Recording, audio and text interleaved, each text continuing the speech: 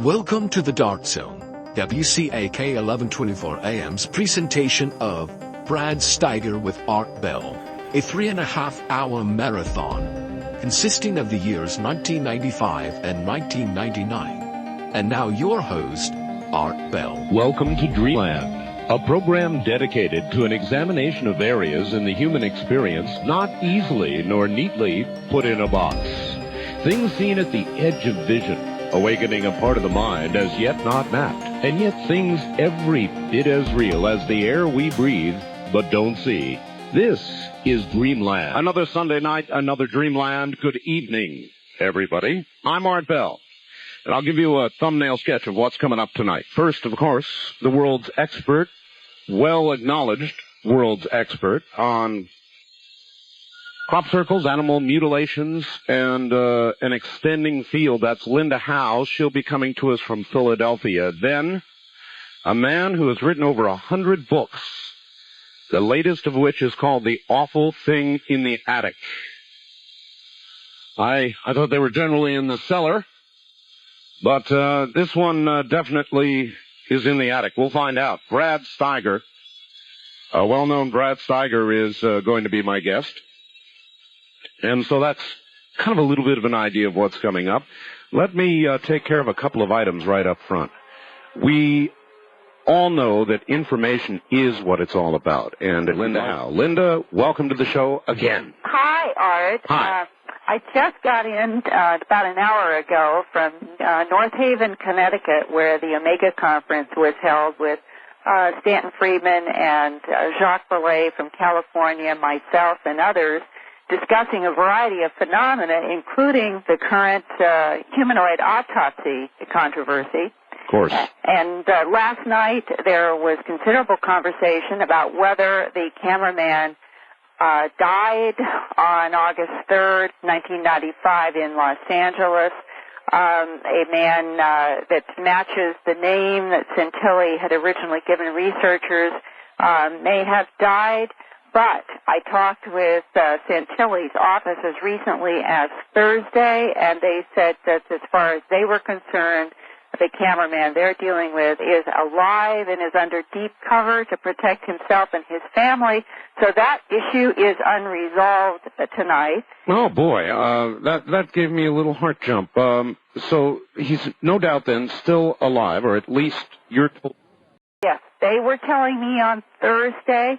And part of the conversation in trying to clarify, is this man alive or not? I also talked with Bob Schell in Washington. Ah. And he had a very interesting comment to make about his own feelers into the intelligence community. He worked 30 years ago in the Central Intelligence Agency as a zoologist, biologist on things that would be related to biochemical warfare, or at least the research into those matters. Right. And he says with great firmness that he has not worked for the agency for 30 years, but many of these men do keep friendships with some of the people that they worked with. And I'm now going to play you an excerpt of one of his conversations recently with one of those colleagues, who then referred him to yet another man actively in intelligence who has an extraordinary thing to say about the panels that we have seen in the debris footage that has the two six-fingered hands side by side in what is now referred to as the panels or the boxes that the creatures were clutching to their chests, according to the cameraman, when they came on the scene to retrieve them. So now first is Bob Schell, and then I'm going to have some more comments and play another very brief audio of an extraordinary statement left on my message machine. All right, here comes Bob Schell, and he is an ex-FBI photo consultant analyst. That's right. Go right ahead, Linda. So I called up my friend who is in intelligence, officially retired, And can I just ask for a qualifier? Did this friend work in the Inner Sanctum related to MJ-12 or any of the special projects in the Truman administration? not to my personal knowledge. Okay. Not to my personal knowledge. Do you mean that he may have? I doubt that he did. I know he knows a lot about this stuff. Okay, well, I won't interrupt any further. Go But ahead. I don't think he was ever officially involved in it. But anyway, I called him up when I first got into this, and I said, Jim, let me tell you this story. I told him about the film. And I said, well, maybe it is. And he said, well, I figured it was a matter of time. And I said, Jim, am I getting myself in any personal danger by getting involved in this? And he said, let me get back to you on that. So he called me back 3 days later after talking to some of his friends. He said, Bob, I don't think you have anything to worry about, because if they had wanted this hushed up, Santilli and the cameraman both would have been dead a week ago. He said that? Yeah. Okay. And so, based on that assurance from him, I went ahead and got involved in it. And I have had no sign that anybody is monitoring me, following me, nobody's threatened me. I see no intelligence involvement at all, which really surprises the hell out of me. Anything else, any other information that's come to you from sources verifying it in some way? Only that I have talked to one man who was referred to me by my other friend. By Jim. Yeah, this man is an active intelligence officer, very high level, who says that he has personally seen one of those control panels, the things with the handprints, right, years ago, back in the 60s. And he said he was peripherally involved in a project that was attempting to reverse engineer them. And what they are is computers. And he said that after all the years of research they had done on them, they were no closer to understanding them than they were the first day they laid eyes on them.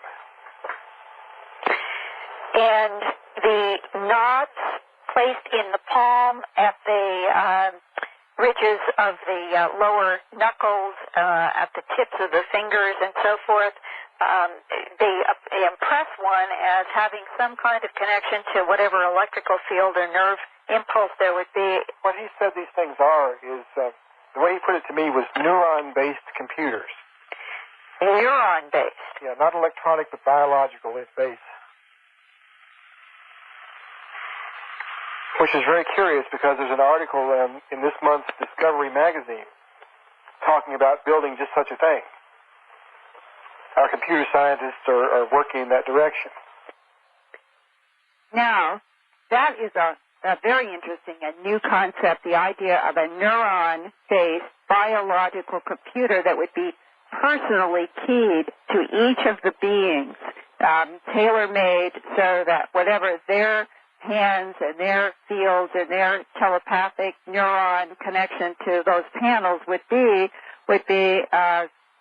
their direction. And he also went on to say that there is the distinct possibility that each panel, tailor-made for each being, could not be cross-used by another being, or we couldn't activate them. And it may explain, Art, why in the cameraman's statement he said that he called them the freaks at the crash site, were screaming and clutching these boxes or panels so desperately to their chest. Absolutely incredible. I mean, that is incredible, Linda. Yes. And the fact that we've been trying to back engineer and that we haven't gotten much further now than where they began 50 years ago says something about the kind of technology involved in I'm not surprised. That's an incredible report. Absolutely incredible. And of course... Yeah, and it goes on because Santilli had told me that in the autopsy on the being that we have not seen, that is under the control of Volker Spielberg in Germany, that the other humanoid had a sort of blemished and shriveled look to the skin, and Santilli had almost, I guess he had just inferred that that was an older being. Well, Bob Schell, in talking about these panels and the individuation of the panels.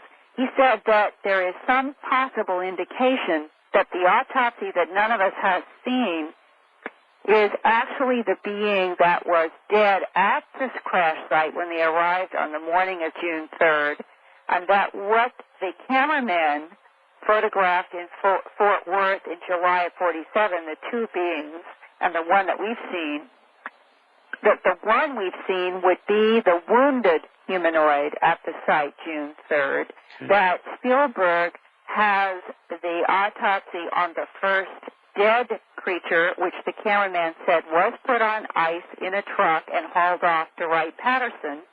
And the doctors who have seen the autopsy on the second one said it could have been preserved on ice and still had that fluid blood come out from the scalpel, leaving two more for a third one to match. The cameraman said he flew back 2 years later in 1949 to do an autopsy on another one, leaving in the Bob Shell scenario one being still alive.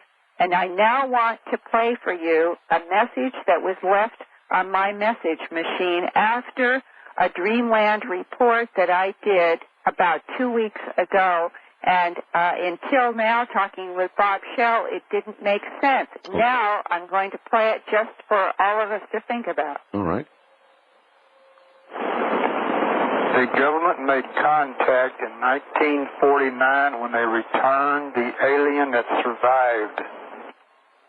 The government made contact in 1949 when they returned the alien that survived. An anonymous message, I take it. Yeah, and... Oh, God. Yeah, now, maybe Shell is right. Maybe there was a fourth surviving being that went back someplace, and that the three autopsies accounted for by the cameraman would be the one dead at the scene, the one injured with the big leg wound, and the third that lived for 2 years. And I'm only putting that out as Bob Shell's hypothesis, but something new to consider as we're all trying to get to the bottom of the truth in all this. Oh, this is amazing, Linda. You know, something that began as more people than not saying, we think hoax, has been building and building and building and building, and the evidence we've been getting every week now has been toppling over to the side of this really did happen. Yes, and one of the men in the audience in North Haven who is a medical doctor, his entire profession, he saw the footage last night. We saw the unedited autopsy and debris footage.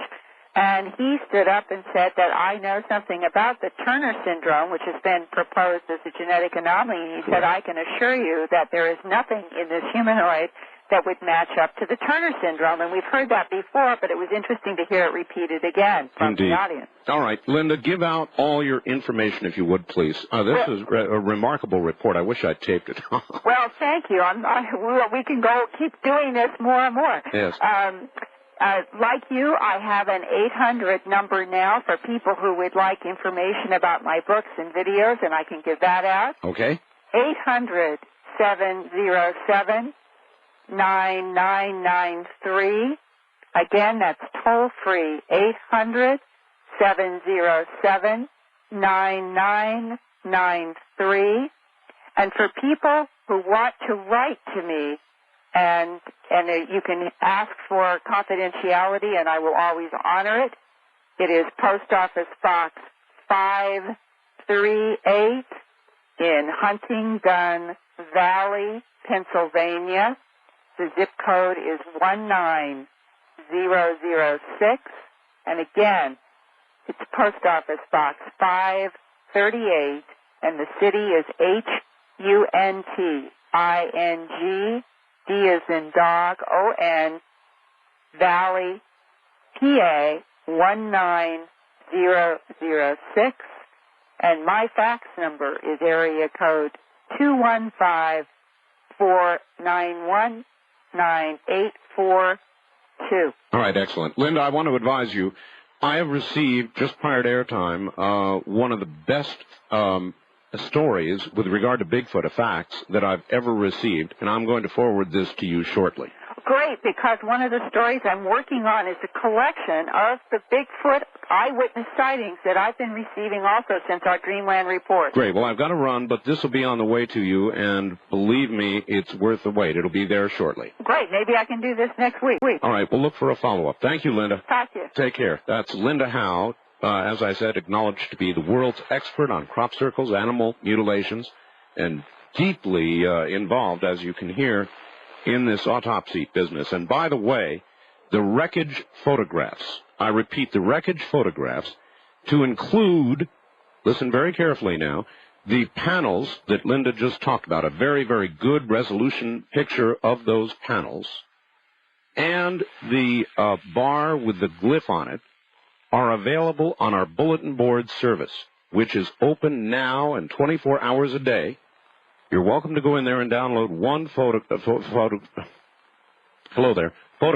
GIF file, actually, every day free of charge. That number is area code 702-727-1709. 702-727-1709. Author of more than, I know it's unbelievable, but 100 books on the strange and unknown.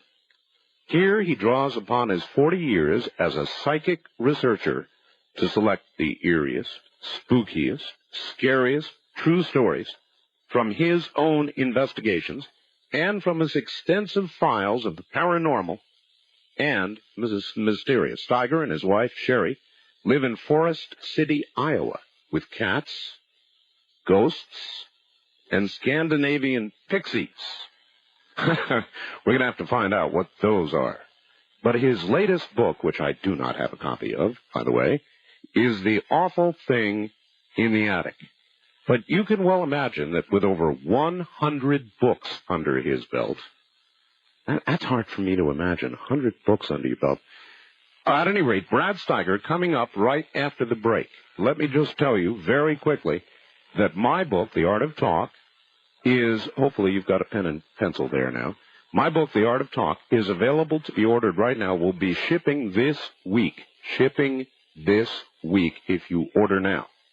In addition, I poured my heart and soul into that book, and I think you're going to love it. It is of the highest quality. It's a hardcover book, and you can order it right now, throughout the night, if you can get through. The number is 1-800-864-7991. Take it down. 1-800-864-7991. Now, when we come back, it's off to the strange world of Brad Steiger. This is something I've been waiting for some time to do. A large honor indeed to interview Brad Steiger. It is next. And the world-famous Brad Steiger. Brad, welcome to the program first. Thank you, Art. Pleasure to be with you. Brad, have you really written over 100 books? This book is number 134, Art. Oh, my God. I've written the first book in my whole life, which is just coming out, and it drained me and almost killed me. How do you do it? It's what I do, you know. It's my life. It's my energy. Oh, I'm surprised you have any life left after that. It was a killer job for me. Well, anyway, but you don't have a copy of the book? I can't believe it. No, I don't. I have a copy of The Strange World of Brad Steiger and In My Soul I Am Free, Yeah. and that's it so far. So if you are so inclined, I would sure love to have an autographed version. Well, you certainly will have one, my friend. All right.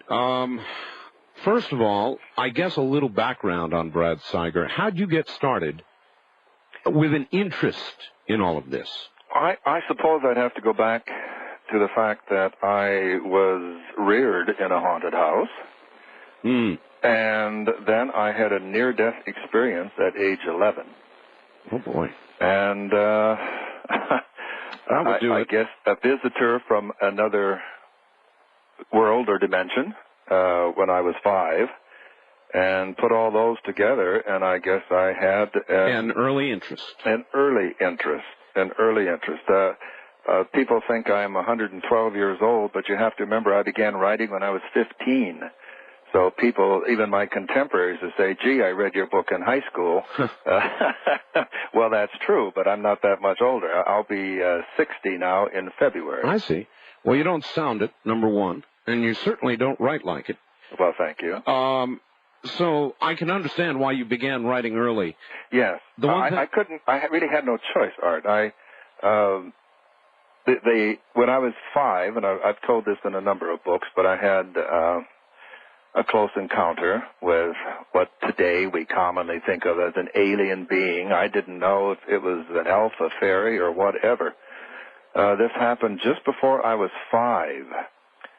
Interestingly, just only recently, I met a woman who now lives in California, who grew up in the neighboring Iowa town next to mine, who had an experience with the same being at the same time, and we knew it was probably the same, or at least a similar being, I should say, because she had an artist commissioned to paint this being.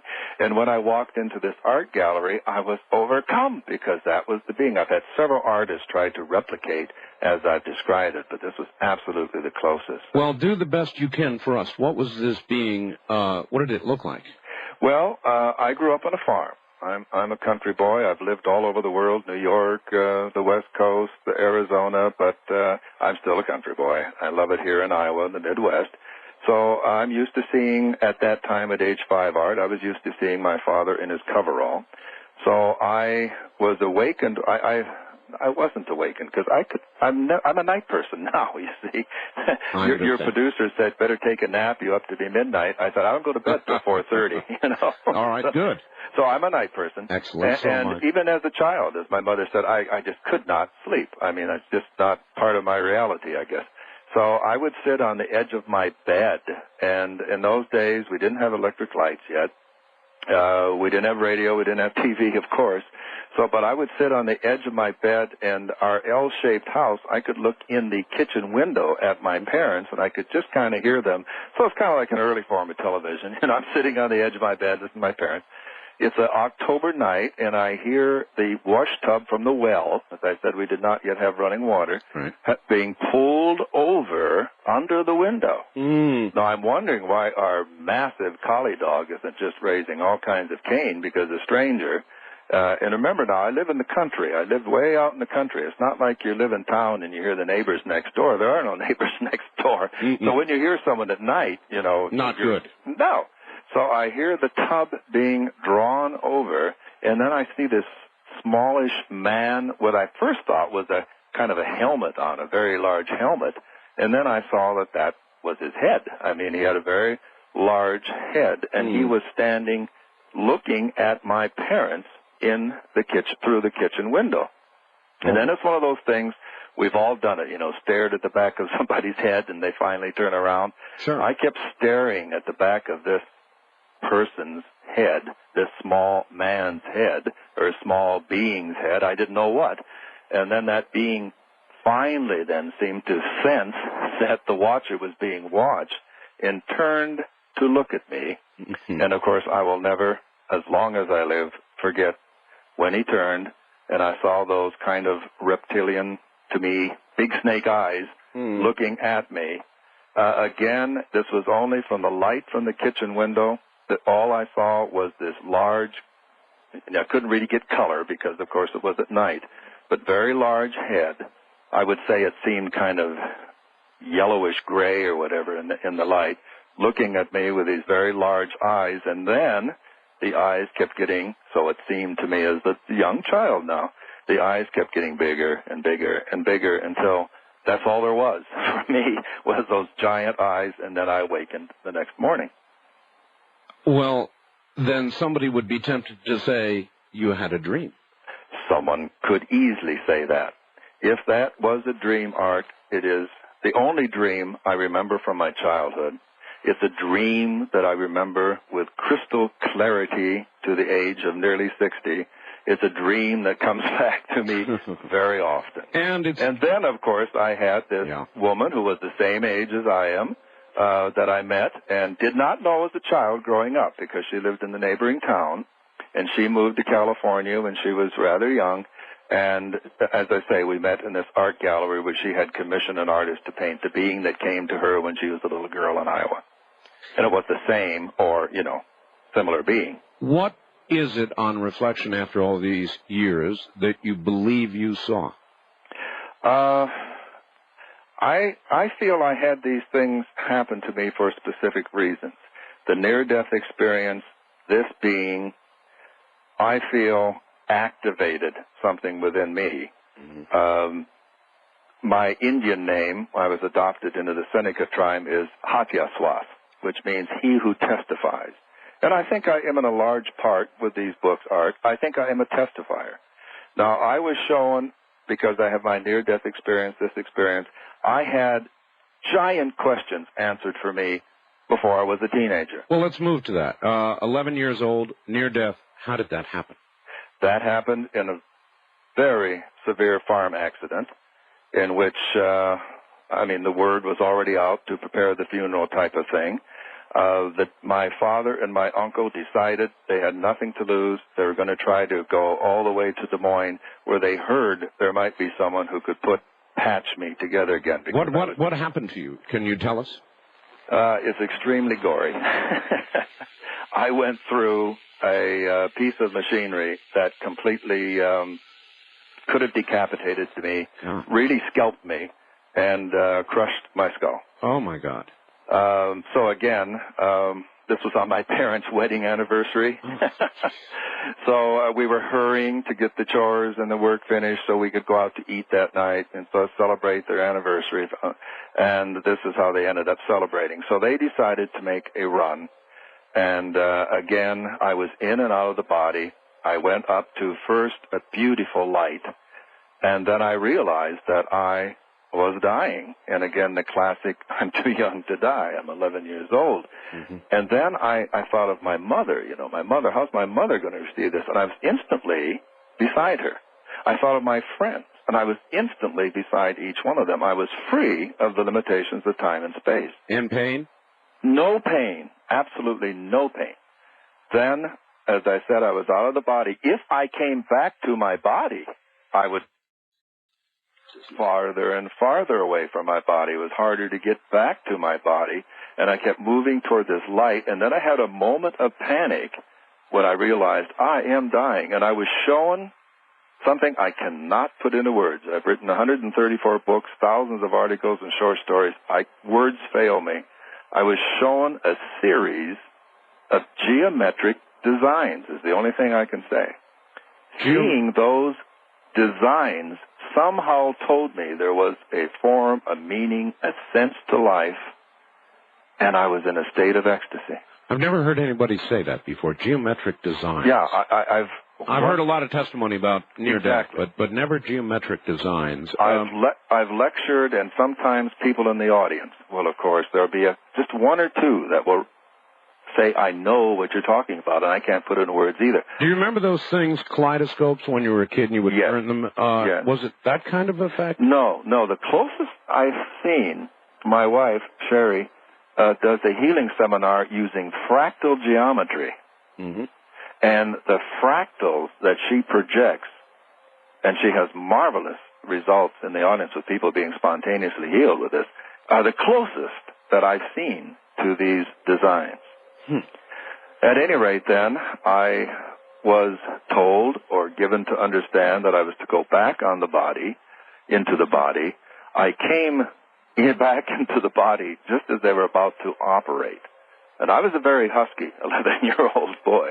And I remember sitting up, pushing two interns against the wall. And it was a Roman Catholic hospital.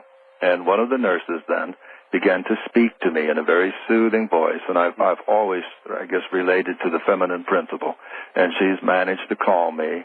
And then I went to a beautiful place where they did the surgery, a beautiful valley filled with marvelous people and so forth, who kind of kept me company until I returned to the body this time to stay. So you once again left. In other words, you came back, you actually became conscious, then once again unconscious. Right. I take it they gave you a general and you went and away you went. Yes. The nun then managed to call me. My first audience for all of this, Art, in my room was a child who was dying. when I recovered consciousness in a couple days. And the nuns in this Roman Catholic hospital seemed to understand that I had been someplace, that I'd had this near-death experience. So, of course, they didn't call it that then. And they asked me to speak to the parents. The child was already in kind of a comatose state, and to assure them, that their child would be going to a beautiful place, that I had been there and I had seen it, and I was able to bring them comfort. And somehow, at age 11, and that's what got me started, I realized if I shared these things, that it could bring people hope, inspiration, comfort, realization that there is more. We are souls inhabiting a fleshly body. There's more to us than even the most imaginative of us tend to believe. Okay, I've heard, as a matter of fact, they even did a piece on this on 2020 or 60 Minutes, forget what it was, doesn't matter. Mm-hmm. They had a doctor say, well, we believe this area that people go to, or this light they see, is the brain which is dying from the outside in, and as the outside dies, you see this core of light, which is in fact the core of your brain, in an attempt to explain it medically. Right. If you were standing in front of that doctor and listening to that, what would you say? Well, I guess one thing I would say is you haven't been there. It's fine to theorize about these things. Yes. And, I had the most beautiful imitation rose sitting in front of me, but it's not real. We can imitate, we can replicate, but then there's the real. Then there is that which is transformative. There is that which tells us that what we really know in our hearts, that we are more than physical things. And so that's how strongly you feel about it. You would just say, you haven't been there, it is real. Well, I think you understand, I've really stopped arguing with people at this point. Because there's no point. There's no point. I have had, and, I certainly am a human being who enjoys, I don't like to say I told you so, and I try not to. But I've had, over the years, Art, so many people laugh at me because I talk about UFOs, laugh at me because I talk about ghosts, I know. Who then, after they've had their experience, they return and they don't care who argues with them because they've seen. Now they know. They have experienced. So I taught college for a number of years. And the bright young ladies in the department used to set me up with the scientists, so every lunch for me became a debating society.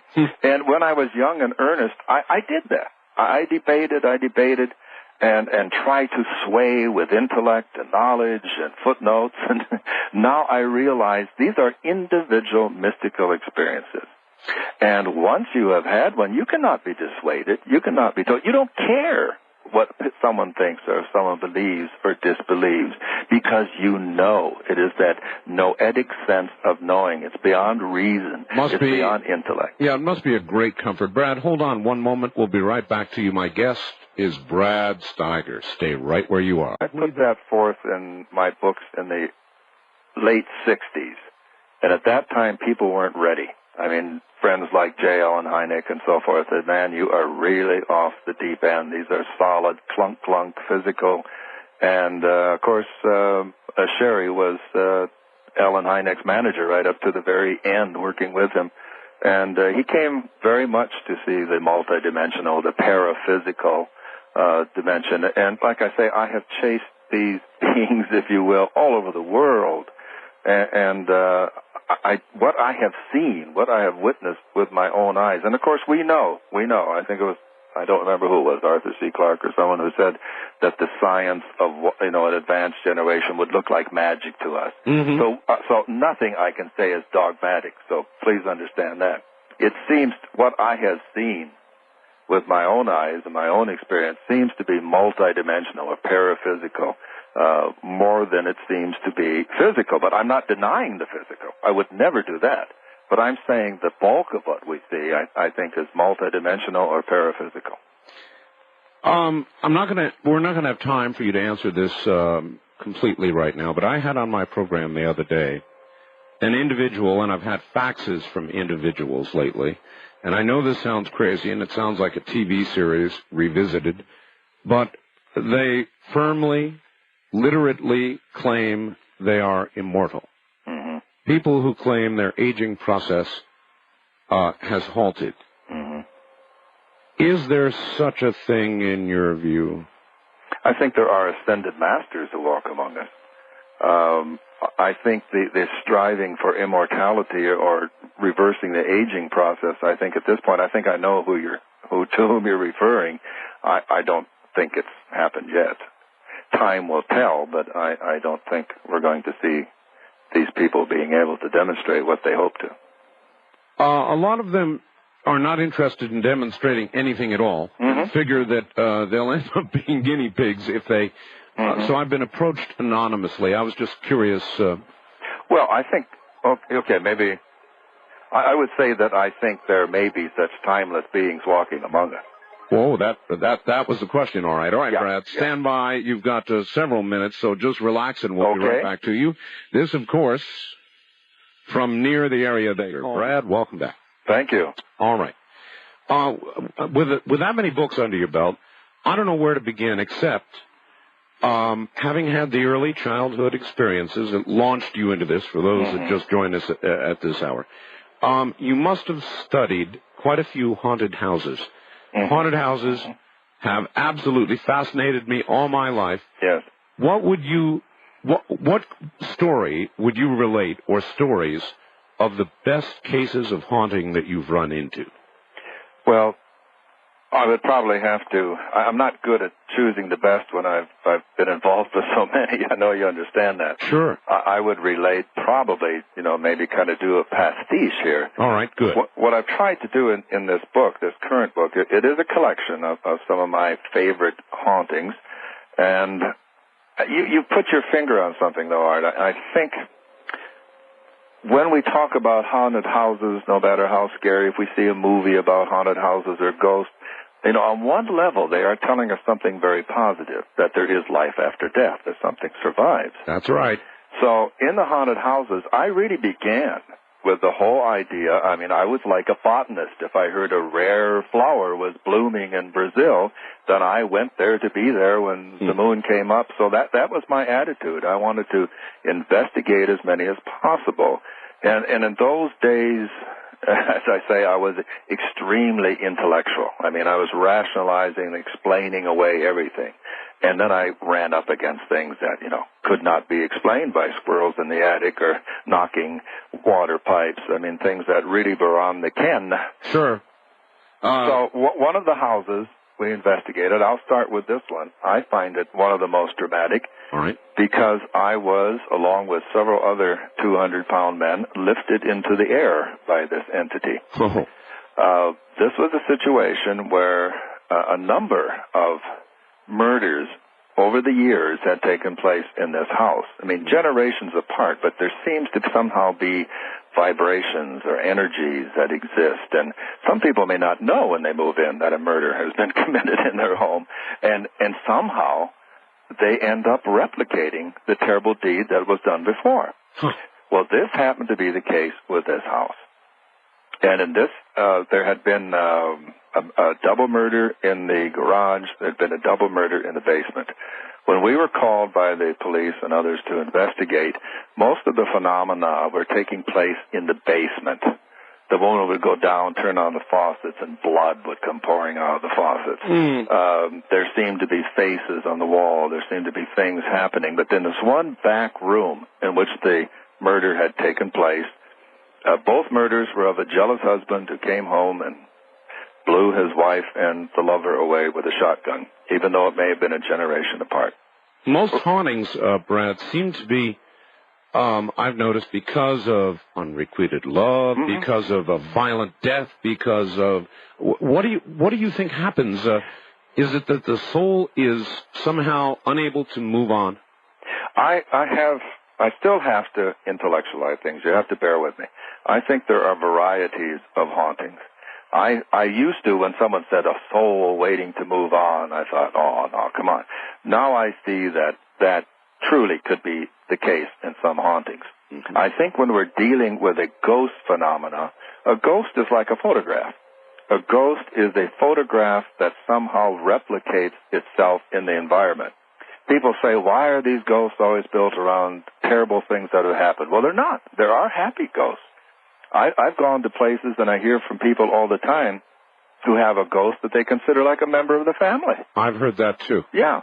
So again, there are happy ghosts, but the ones that we seem to hear about, without question, happen around violent death, as you said, of some nature, great emotion involved, and unfortunately, too often the emotion of hatred. So in this particular case, now did I answer your question? I'm sorry. Well, I think you did, but you threw a kink in it when you talked about happy ghosts, and I too have heard of them. So what does that add up to then? Does that add up to some souls who want to be here can be here? Otherwise, I don't have any final answers. I have to put them in categories, my friend. All right. I have to say that there are those in which it seems there is a malignant energy. Yes. Sometimes I think the house itself hates people. I mean, I think there is an energy within a house. It may have nothing to do with the people involved, but somehow it poisons the people involved. For example, almost every major hotel, I don't know if you know this or not, I've run into this, has what they call the suicide room. Did you know that? Have you heard of the Miss Powell Hotel here in Nevada? No, but that may be one, huh? It is one. Okay. It is one. Where suicides happen, someone comes in, they feel depressed, they don't know, and suddenly they feel encouraged, they feel motivated to do the act. So you know what I'm talking about. Yes. There seems to be a residue of emotions in some places. In this particular house, I went into the back room with a psychic medium to try to get some impressions, and the door kept trying to close. Now, to close, Art, it had to move uphill because this is an old house. Yes. And the basement, the floor was unlevel. So it had to move uphill, and then it had to, part of the cement kind of stopped it. So it normally, even if it did blow in the wind, it would be stopped by this little raising segment of the floor. But this would move itself and try to close and lock me into the room. Now, I had a friend of mine, Husky, former Green Beret, whose buddy always goes with me, used to go in these cases. There are some other good-sized men there. So I said, hold the door open. Don't let it close because we're trying to pick up impressions here. Sure. When we finished, I said, okay, the darn door wants to be locked or closed. Close it and lock it. Well, that was the wrong thing to say, and I said it with a little too much of an attitude. I see. We went upstairs. We were just starting to pick up impressions in other parts of the house, and all of a sudden, bam, we hear in the basement. And then it sounds like King Kong coming up from those basement stairs, one by one. Oh, that's where I'd be going. The door, then, from the basement throws itself open, and every one of us in the room were lifted into the air and then dropped. Just as if to say, watch your mouth, Sonny. I had my friends then, they ran immediately down to the room that we had just locked, and the door had literally been thrown off its hinges. Oh, my God. I see. Now, how did you manage to, at that point, even stay where you were? I mean, my feet would be saying, get me out of here. In those places, Art, I have to dissociate myself. I mean, I know, again, through meditation, through prayer, through other areas, and this can be carried too far, and my wife is certain that I don't carry it, but I can enter a mental state where I just shut off my emotions, my reactions, and so forth, and just kind of become a camera, recording what I'm doing. An observer. Yep. I'm in the scene, but I'm observing the scene. And I think that's part of being a writer, too. Because everything that happens to me, I know someday is grist for my mill. Everything that happened to me, someday I'm going to write about it. But again, I have to, and my wife is very good about saying, "Hey, no, you're not the Brad machine." As some of my friends have called me when I get into that. Oh, the Brad machine is taking over. So you're not the Brad machine now. You're back with us, and so forth. But in those cases, I have to, or like you say, I mean, I guess what it did for me too, because I had intellectualized this so much, I realized here again, my massive intellect didn't help at all in that case. I mean, that door went flying off its hinges. Something came up, something you could not understand, something you couldn't put in the test tube, something you could put in the formula and explain away. There was an intelligence, there was a force, there was an energy in that house that didn't want to be messed with. Obviously. It wanted to be respected. How many of you were lifted into the air? Oh, let's see. It must have been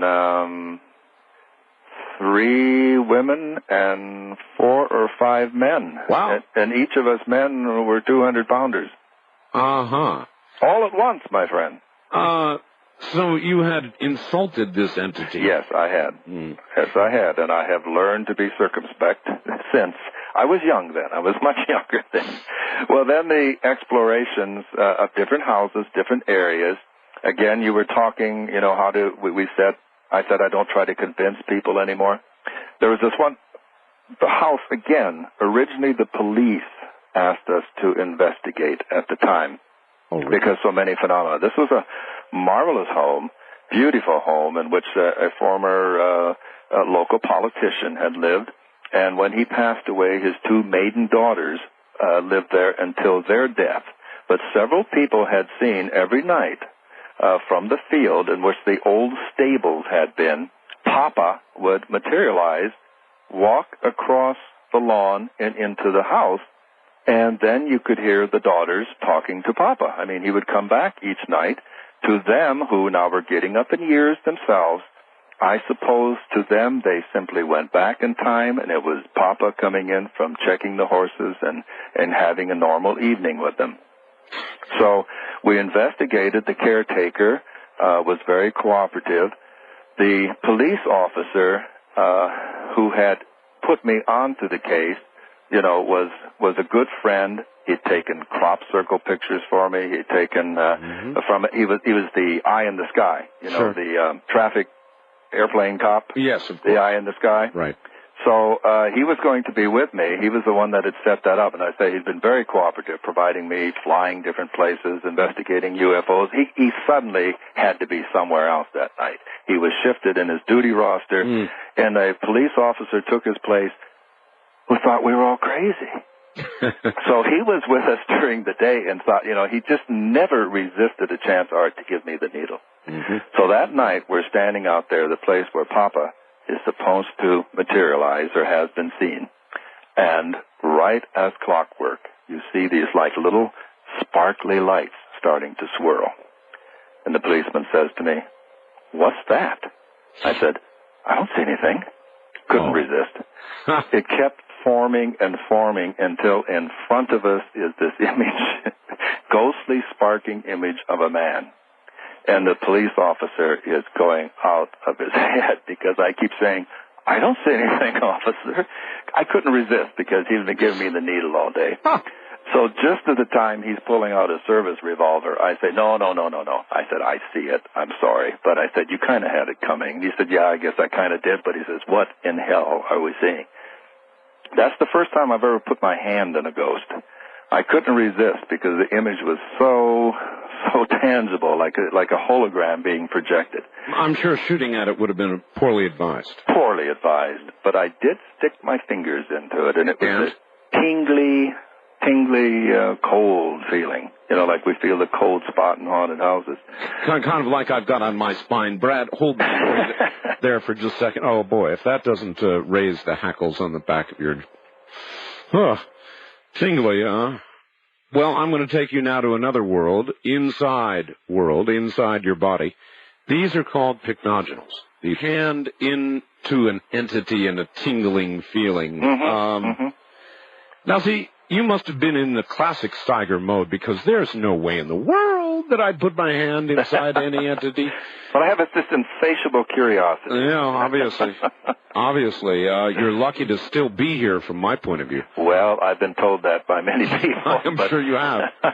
So, did you just hold your hand in there or pull it out or what? I was respectful. I'd learned respect by that time, you see. And I just had to. I mean, it was such a where are you going to get an opportunity like this again? The majority of hauntings are sounds, their feelings, their moans, their groans. Yes. It is seldom, you get a really good materialization like that. The physical manifestation. Right, right. So, again, it paid me no attention, which, again, as I say, I have to put them into categories. This was like a strip of film art that was being reactivated and did the same thing every night. It walked then into the house, didn't open the door, but made the motion and walked through the closed door, and, was then moving about. You could see the light. It was illuminated, and you could see it moving from room to room in the house. Now, again, we had a number of police officers. Again, interestingly, a couple of police officers came back after we had left and had the same experience. Did they, Brad, and burned rubber getting out of there. I'm sure that would have been my reaction, right? Did they make a report on this, or how did they handle this officially? No. Again, as I say, the majority are situations where the police or someone has called us in to try to determine, do an exorcism if possible. To my knowledge, even though these are police officers who have, read my books, who have made contact, who believe in a larger reality. You're probably, though, the last turn they make in trying to... Oh, of course. Yeah. Of course. And again, that seems unfair on one level, but I understand that because everyone wants to explain it. And first you go to your chief and say, we have a haunting here, and he says, right, you've been working too hard, maybe you better take some leave. So this was almost all done unofficial, but I can say I've done it with police captains, lieutenants, chiefs of entire areas in major cities across the United States, but it's all done on the QT. Unofficially. All right, and this is going to be unofficial too, Brad. Nicole Brown Simpson and Ron Goldman died terrible physical deaths. O.J. Simpson's been acquitted of those murders. Mm-hmm. Nevertheless, they died terrible deaths. Mm-hmm. Would you expect that to be the kind of case... And I'm going to hold, this is a good hook. We're at the bottom of the hour. But I'm going to ask you when we come back if you would expect that to be the kind of case that would produce after energy. I'd be very pleased to answer that. Good. And you will when we come back. We'll be right back. Let me get it straight now. Young woman is going to, what is the music? Okay, just give me a minute now.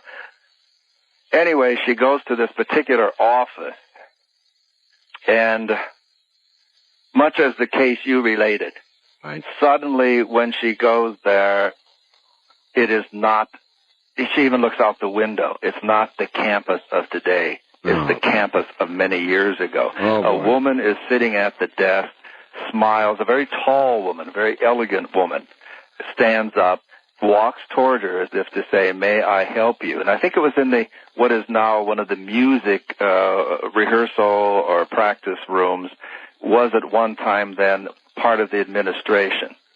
So finally then, she was so convinced she had gone back in time when she described it. So eventually then, in a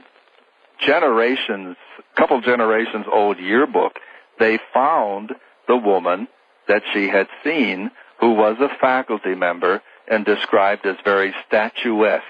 And it was the picture of the woman she had seen. They were able to trace it. They were able to go back. So here again, she had literally walked back in time.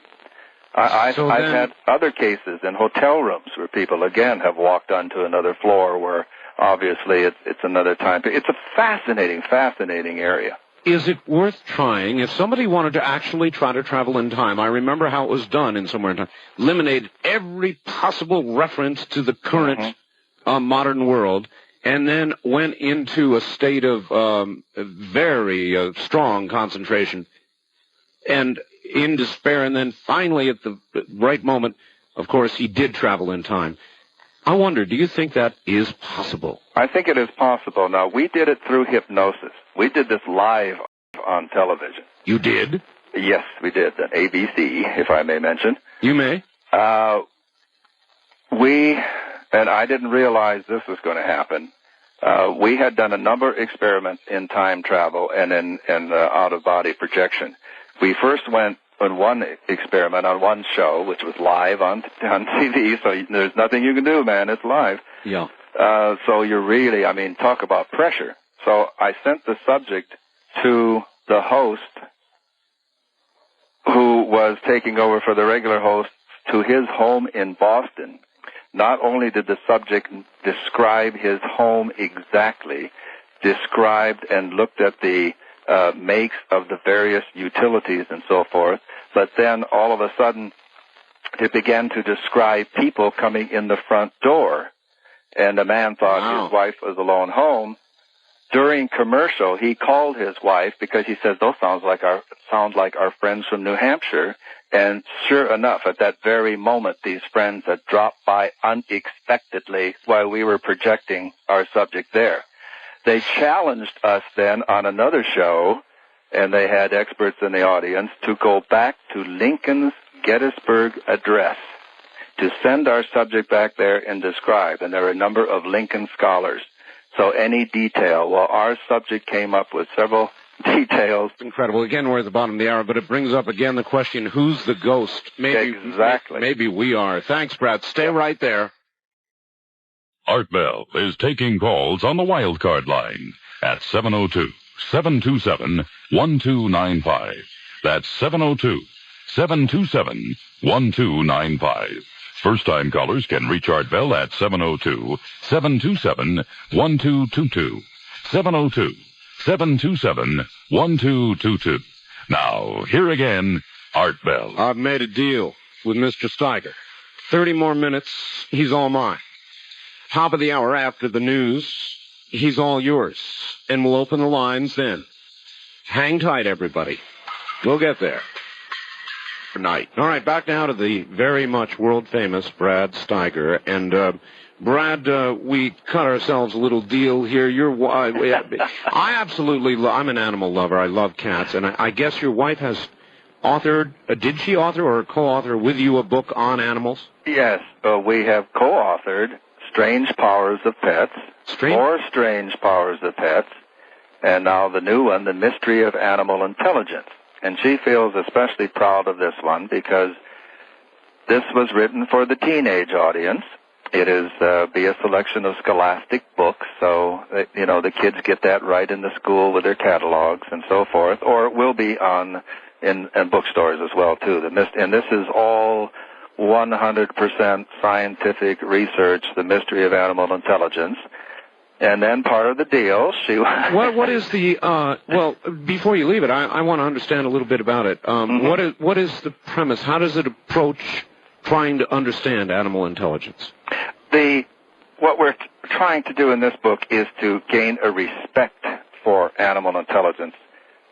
We have many recognized zoologists, biologists, so forth, who say that animals are strictly conditioned reflexes. That's right. Well, let me stop you right there. I talked to somebody not very long ago who said, if I see a raccoon or a rabbit and I'm driving down the street, I swerve and I squish them every time I get a chance. Yeah. I thought when I heard that, Brad, if a person, to me, that's almost as much of a sin personally as killing a human being. Now, obviously it isn't, but the intentional, mindless taking of life. How dare we? How dare that person, have such a careless attitude toward life? Just for the fun of it. So what this book is talking to those scientists, those zoologists, biologists, animal trainers, and so forth, with clear instances of a reasoning capacity, of animals using tools, animals, doing things that other people like this man you're talking about would not think animals were capable of doing. So it's really a very rich book, and as I say, it was done specifically for the teenage or the educational market. And it's wonderful. We were delighted. They started with the first printing of nearly 150,000 on it. So the schools are, and this is what because again, she with her educational background and ministerial background, she was delighted that we're reaching the young people that way, too. Indeed. And the title again? The Mystery of Animal Intelligence. Mystery of Animal Intelligence. And how would people get that? Well, it should be in all of the stores. It is a Tor book, and then the scholastic people are going to feature it in the schools where the kids can order it. So the parents can be on the lookout for it and see that their child order it. And then she has her book of inspiration called Seasons of the Soul. And that can be ordered at the same 800 number. Which is? 800-777-3454. All right. I'm curious, your research, how do you decide, your time has to be very valuable in a lot of cases, and mail, and I'm sure pleas for help come your way. How do you decide what to pursue? Oh, that's so hard. And to be frank, I can't do it the way I used to, and I don't have. I've gone literally every state, every province in Canada, and in many places around the globe. I've had to limit that to some degree. I put a lot of things on tape now for people. In the same way with the books, I'm trying to relate more. We dropped off the lecture circuit 2 years ago. It's gruesome, isn't it? Well, not to say that we won't do it again, Art, but, we were gone 2-3 weeks out of the month. We love people. We love people, and we love the seminar and lecture situation, but we really thought we kind of have to retreat. We kind of have to really focus on some of the books that we think are important to get out and really work our ministry that way. We still do work individually when the occasion arises, but I can't go to as many haunted houses as I used to, though. I mean, even if I'm sitting in the dental chair, someone will come in. Sure. I have this incredible thing happening in my house. You have to help me. And we'll always be and always want to be suckers for humanity. I mean, we love people. We want to work with people as much as we can. But I'll just be frank. I've had to limit it in recent years with other demands on our time. All right. Segue again. This is an area that I'm recently very curious about, and I used to laugh about it kind of. All these tales about Bigfoot. You heard Linda Moulton Howe on Dreamland when you were our guest this last week. She has a tape of a scream of a creature, allegedly Bigfoot, Brad, and I've heard it 4 or 5 times now because I keep making her play it. It is the most blood-curdling, horrible, anti-human. It's just, is there a creature is there Bigfoot? Well, there certainly is something, because again, when in my younger days, and I had some buddies who were, rangers and experienced woodsmen and ex-Marines, and we would take up on a moment's notice, and we have gone all over. And I've heard him, and I've smelled him, and I've found the droppings, and I've picked up the hair. And we've been in situations where people, there were 30 men with 30-30s and 30-06s ready to go out. We found the dead cattle. We found the dogs that were broken in half. There's something there for a while, but I'm becoming more and more convinced that, again, it's multidimensional or paraphysical. Something in, something out. Something in, something out. Because, we've been in situations where nothing could have got away. And again, I've gone, whether it's Tennessee or California, it's all over, And I've talked to people who literally go out every weekend, in the South they call them skunk apes, and they have their different names, whether it's Walk Walk or Bigfoot or Sasquatch or, I remember friends in Canada sent me, I guess it became kind of a popular tune, Old Daddy Bigfoot, I think it was. Hit the charts for a while in Canada a few years back. There's something there. I'll tell you this story, which I've never put into print. All right. when we were pursuing, we thought, I mean, this was in an area where whatever it was creating havoc with the farmers and killing cattle and their dogs. We managed to get a clump of hair, and we took it to a very well-accredited forensic scientist with a major university. Yes. When we came back to pick it up, the man was mad as blazes at us. And he said, "Don't get me involved in this type of thing." And we said, "Well, what do you mean?" Yeah, we kind of explained to him what it was. He says, yeah, right, Bigfoot. And well, what's the trouble? He says, "Oh, you're trying to get me involved in some divorce proceedings, aren't you?" Huh? We said, "What do you mean?" We said, "Well, this is, I mean," he says, it appears to be human and human-like. I mean, and obviously you got this in somebody's bed, and now you're trying to bring me. So, I mean, he wouldn't even talk to us. But we were intrigued. In other words, it misled this top forensic scientist who does this for police departments all the time at one of the major universities. Well, no, wait, I'm a little unclear. He was saying it was human-like, or well, first he said it was human hair. Yeah. And then when we said, "No, wait, we told you what it was. We told you where we found it. Because it was on a barbed wire fence is where we got it." Yeah. And but we knew it was because of the footprints of Bigfoot. And he said, "This is human hair. What are you trying to pull on me?" So that really baffled us. In other words, he thought it was human-like, so that threw another bizarre thing in it, because it was long, it was coarse, but it convinced him that it was enough like human that he thought he was being involved unknowingly in a divorce case. You have talked many times of disappearances. I keep going back to movies, but I recently saw The Langoliers, which I guess the whole rest of the world saw some time ago. I went and actually rented it. And again, it comes back to either a dimension or a time slip, or I'm not exactly sure what it is, but there are a lot of disappearances, Brad. They're very hard to account for. People who just suddenly, literally, blink out. Yep. I have the chapter in my book, Men and Women Who Walk Through Doorways to Other Dimensions. In my book, Awful Thing in the Attic, because as I said, that is one of my favorite topics. And a man here, Minnesota, I believe it was, sent me a remarkable case that I include there and I think there's something here, if we follow it. He started out from his house one day walking in the field, right, and then suddenly saw or was aware that it wasn't quite his field. And he looked around, and it was not quite his normal environment. Right.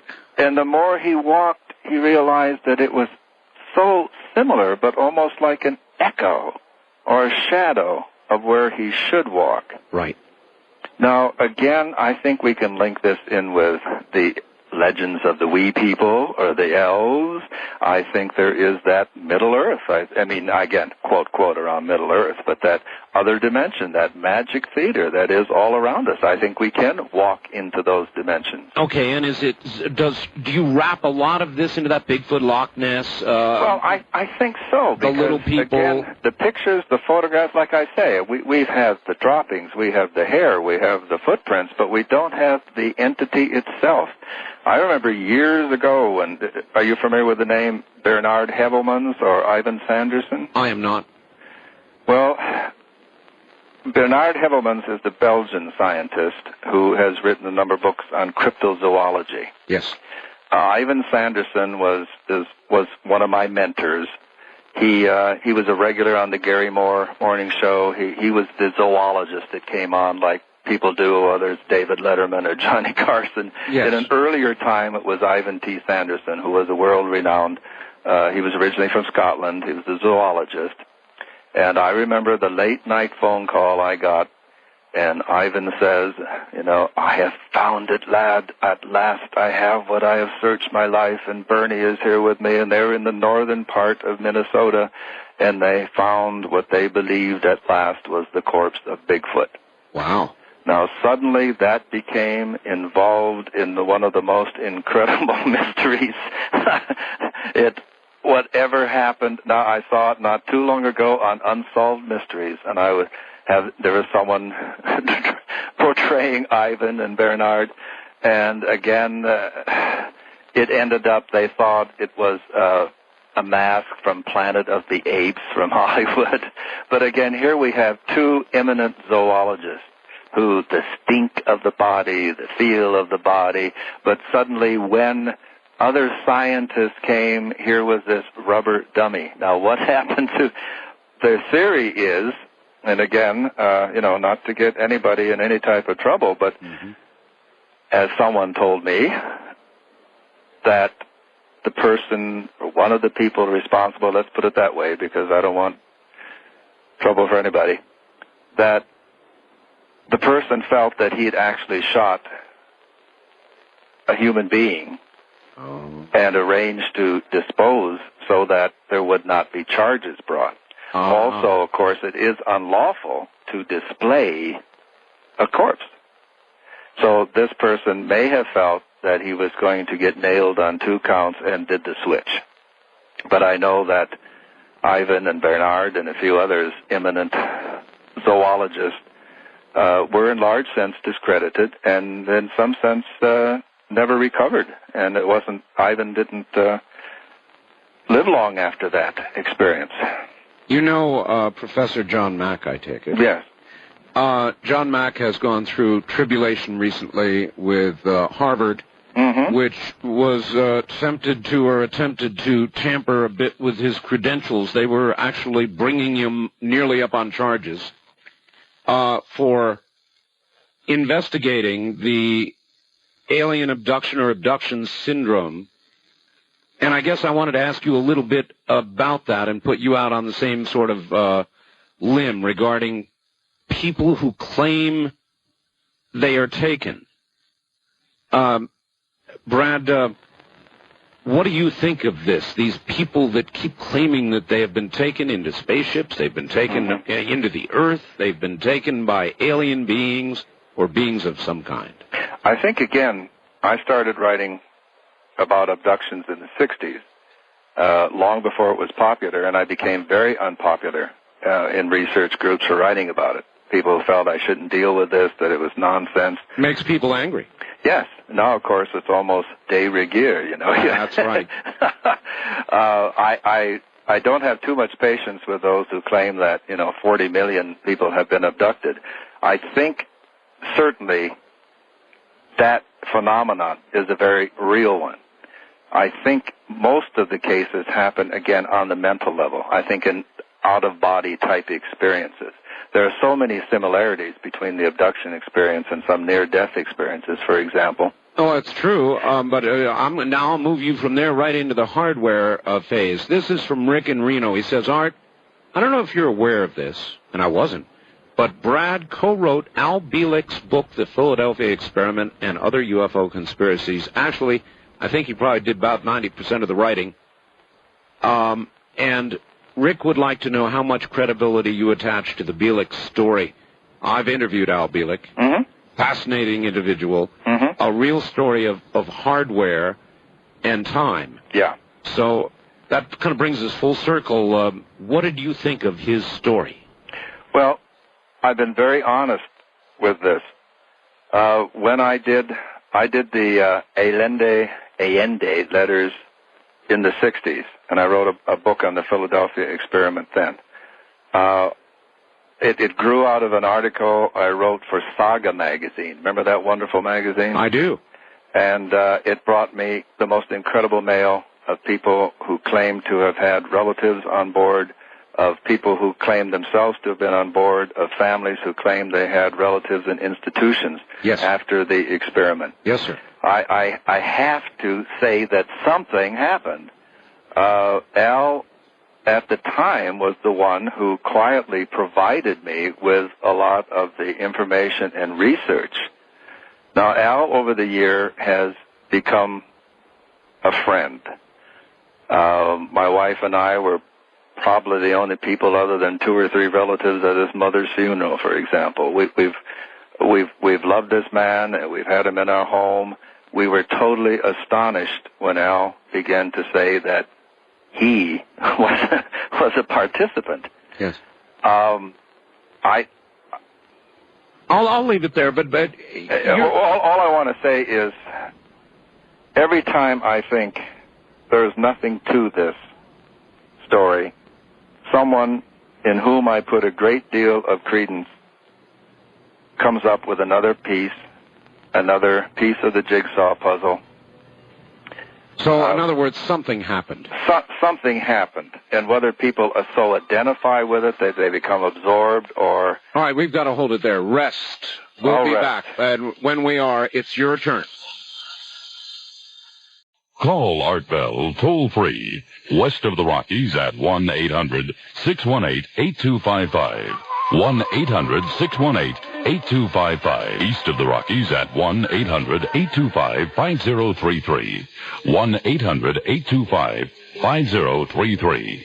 This is the CBC Radio Network. It certainly is. My guest, the incredible, world-famous Brad Steiger.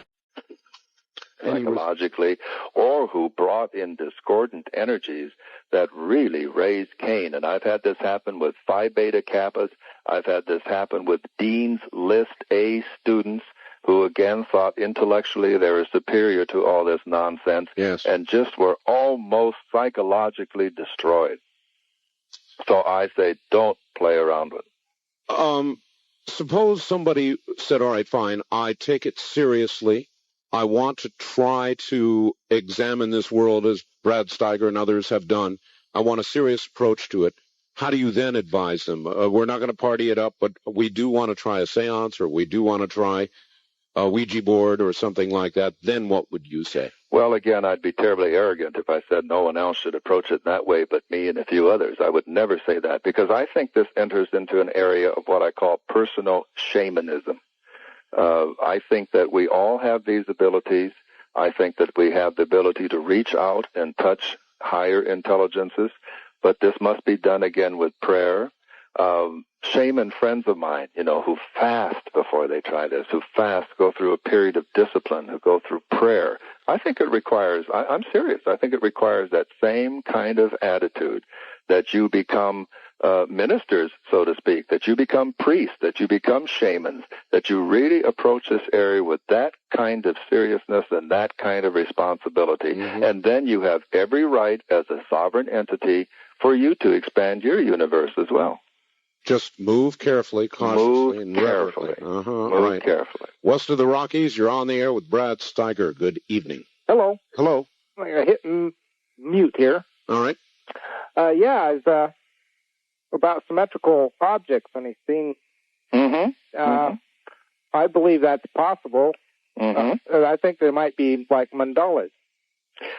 Very much like. I did not at the age of 11 know mandala, but certainly I have seen some mandalas since that did resemble some of the Sufi art, even some Persian rugs, if you will, have come somewhat close. And I wondered if maybe some of those rugs were designed in an altered state of consciousness, Yeah.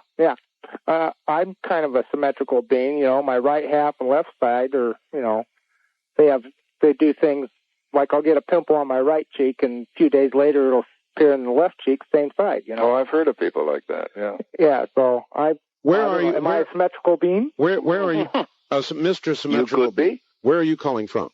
Boise, Idaho. Boise, Idaho. Mm-hmm. All right. Brad, this also occurs to me. Mm-hmm. That's the reason that call resonates with me. I'll get a little skin mark on one side, then I'll get it in the same place on the other. Interesting. What physically could you're not a doctor, I'm not a doctor. But what could explain that? Again, I think it is your innate desire to be in balance. And that's really the key. I guess that's maybe I didn't mean to sound pompous a minute ago when I said how seriously we should take it. But the key to all of this is, as my friend Sunbear would say, the medicine priest, walk in balance. We have to be in balance before we approach any of these spiritual disciplines or spiritual tasks. I think you may have within you, my friend, just an innate desire to be in balance, which expresses itself even in physical rashes. Boy, did you hit that one on the head. East of the Rockies, you're on the air with Brad Steiger. Hi. Hi, Art. Where are you? My name is Larry. I'm calling from Abilene, Kansas. Hi, Larry. I just wanted to say something about those the images, the concentric geometry. No, we're getting a lot on that. Okay, Larry, let's hear it. Well, I've experienced something like that myself. By the way, I'm also a Seneca Indian. So I see. Okay. But I get images like that whenever I'm in a feverish state. And it only happens not just the fever, but when I'm sleeping and feverish. Mm-hmm. So definitely I know exactly what you're talking about with those images.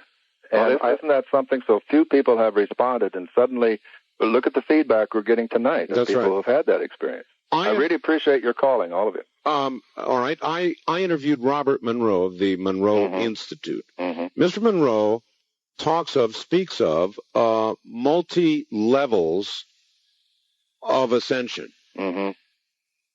Is that your view of things? Are there multiple levels of ascension? Oh, boy, I think there almost have to be, Art. I've always avoided terminology like that. I try to keep everything as simple. But we have to use words. We have to use words. Certainly when you're in that, non-verbal state, when all of this comes together in eternal now, but then you do have to try to translate it. And I think there have to be levels. Just as I believe in powers and principalities, I believe in hierarchies. I'm reluctant, and there's one part of me, again, that mean, cold, intellectual part that doesn't want to, and then there's the part of me that experiences and explores that says you have to. I mean, you have to somehow try to put it. Maybe you're dealing with the infinite, but you do have to put it in finite terms if you're going to communicate. All right. Are we at, do you suppose, the lowest level? In other words, in our physical bodies, are we at the lowest level? Is everything up beyond us, or are there lower levels, or what do you imagine? I know I'm asking for a lot of speculation. Sure. I think there are lower levels. I think it is a really nifty thing to be a human being, but I think so few of us recognize our potential. And what I try to do in my books, if I don't sound presumptuous, and I hope I don't, is to get people to explore their potentials. I don't care. I've been to lectures where someone stands up, I disagree with you. I said, but did I make you think? The person said, yes, you did. Then that's what I'm trying to do, is get people to explore their potentials, to realize that they can be so much more than they ever believed they can be. So I don't think we're at the lowest level. I think we're at a lower level than the higher beings around us. But I think we really are a transitional species. I really think we are the link between ape and angel. All right, hold it right there. And from St. Paul, Minnesota, Lynn would like to know, Brad, whether, a big fan of yours, by the way, whether you have read a book called Nothing in This Book is True, but It's Exactly How Things Are by Bob Frizell. I don't think I've read that one, no. Because he discusses, you might want to, he discusses the same sort of geometric patterns that you've been talking about. Okay. So here it is. It's just a flood of information. You say it, Gordon Michael Scallion says it, and all of a sudden we're flooded. Yeah. Let's try a quick call, see if we have time. West of the Rockies, you're on the air with Brad Steiger. Good evening. Hi, Art. Hi, Brad. Hi. I'm calling from California. Okay. And I met Brad in 1983 at a Dick Stutzman conference in Arizona, and he told me that I was telling him of some of the things that had happened to me, and he told me to write about it. And I am a writer, but I find that I always have a writing block when it comes to the abductions that I've had and other things. It's a good question, Brad. When you're trying to apply, obviously you're successful with that many books. How do you find words to describe the indescribable? Well, that's the challenge. That's what writing is all about. It's translating the thought, that, non-physical vibration in our brain to paper, and then that's only the half of it. It has to resonate with the same buzz in the people who read it. So again, the people who are blocked, I kind of do a Zen thing. I try to write at the same time every day, but I certainly, put myself into a very relaxed state. I don't intimidate myself with that doggone white paper staring at me. And I just say, I can do it, and I've got something to share. I've got something worthwhile. People, I love them, and that they're. If I'm excited about a subject, I just know there's someone out there who's excited. I've only written, the only model and guide I've ever had, all these books, Art, is I write a book that I would like to read. And that's been my guide from book 1 to book 134 now. So a little meditation on our part. All right, Brad, Sit tight. We'll be back to you right after the top of the hour. And we are going to have to take a break here, and I want to take one more opportunity, if I could, please. My publisher notified me that the first edition of my new book is going to be very shortly gone. I want to thank everybody who has gone crazy buying it. It's out shipping this week. If you would like a copy of my new book called The Art of Talk, which covers dreamland topics, covers talk radio, covers my life. And by the way, we've got a photograph of a ghost in there. That's what I wanted to talk to about. Photograph of a ghost. Boy, have I got a good one. It's in my book, and we'll talk about it when we come back. My book, if you'd like to order it, The Art of Talk, call now. 1-800-864-7991. That's 1-800-864-7991. World-famous Brad Steiger. To get a copy of this program, I repeat now, to get a copy of this program, you may call 1-800-917-4278. 1-800-917-4278. And I mentioned a photograph of a ghost in my book. I'm going to be asking, it is in my book. There are so many photographs in my book that it's hard to recall them all, but since we're talking about this area, I do have a very, very sharp photograph, the best I've ever seen of a ghost. Brad has many in his book. We'll talk to you about that in a moment. Again, the number to order my book before the first edition runs out, I can't believe that's occurring, is 1-800-864-7991. 1-800-864-7991. Do I sound excited about it? I am, yes. Brad Steiger. Hi, Brad. Hi. Your latest book is called The Awful Thing in the Attic. God, what a great title. Yeah. It is a compilation, you say, of some of the best of the best. Yeah, some of the things we've been talking about tonight. And and you have now. Let me tell you, and then we'll give out the number for your book. Right. But in the book that I am just now coming out with, I have a picture, Brad, a stonemason down in Arizona. Had done some work in about 100-year-old home down in Arizona. Mm-hmm. And he took a photograph. He was proud of his work, so when he was done, he took a photograph of the stonework. Mm-hmm. And I'm telling you, Brad, I've never seen anything like it in my life, and I've seen a lot of things portending to be ghosts. Right. But this was clearly a kind of smoky, I would describe it as a smoky, semi-translucent being. Mm-hmm. I mean, no question about it. I mean, clear as it can be. I put it in my book, and I every time I look at this photograph, it sends chills down my spine. This is a ghost. Yeah. Well, I've got some of my favorites in the book, as you might suspect. Sure. And then I have the handwriting of a ghost. The famous Borley Rectory in England, called England's most haunted house for years.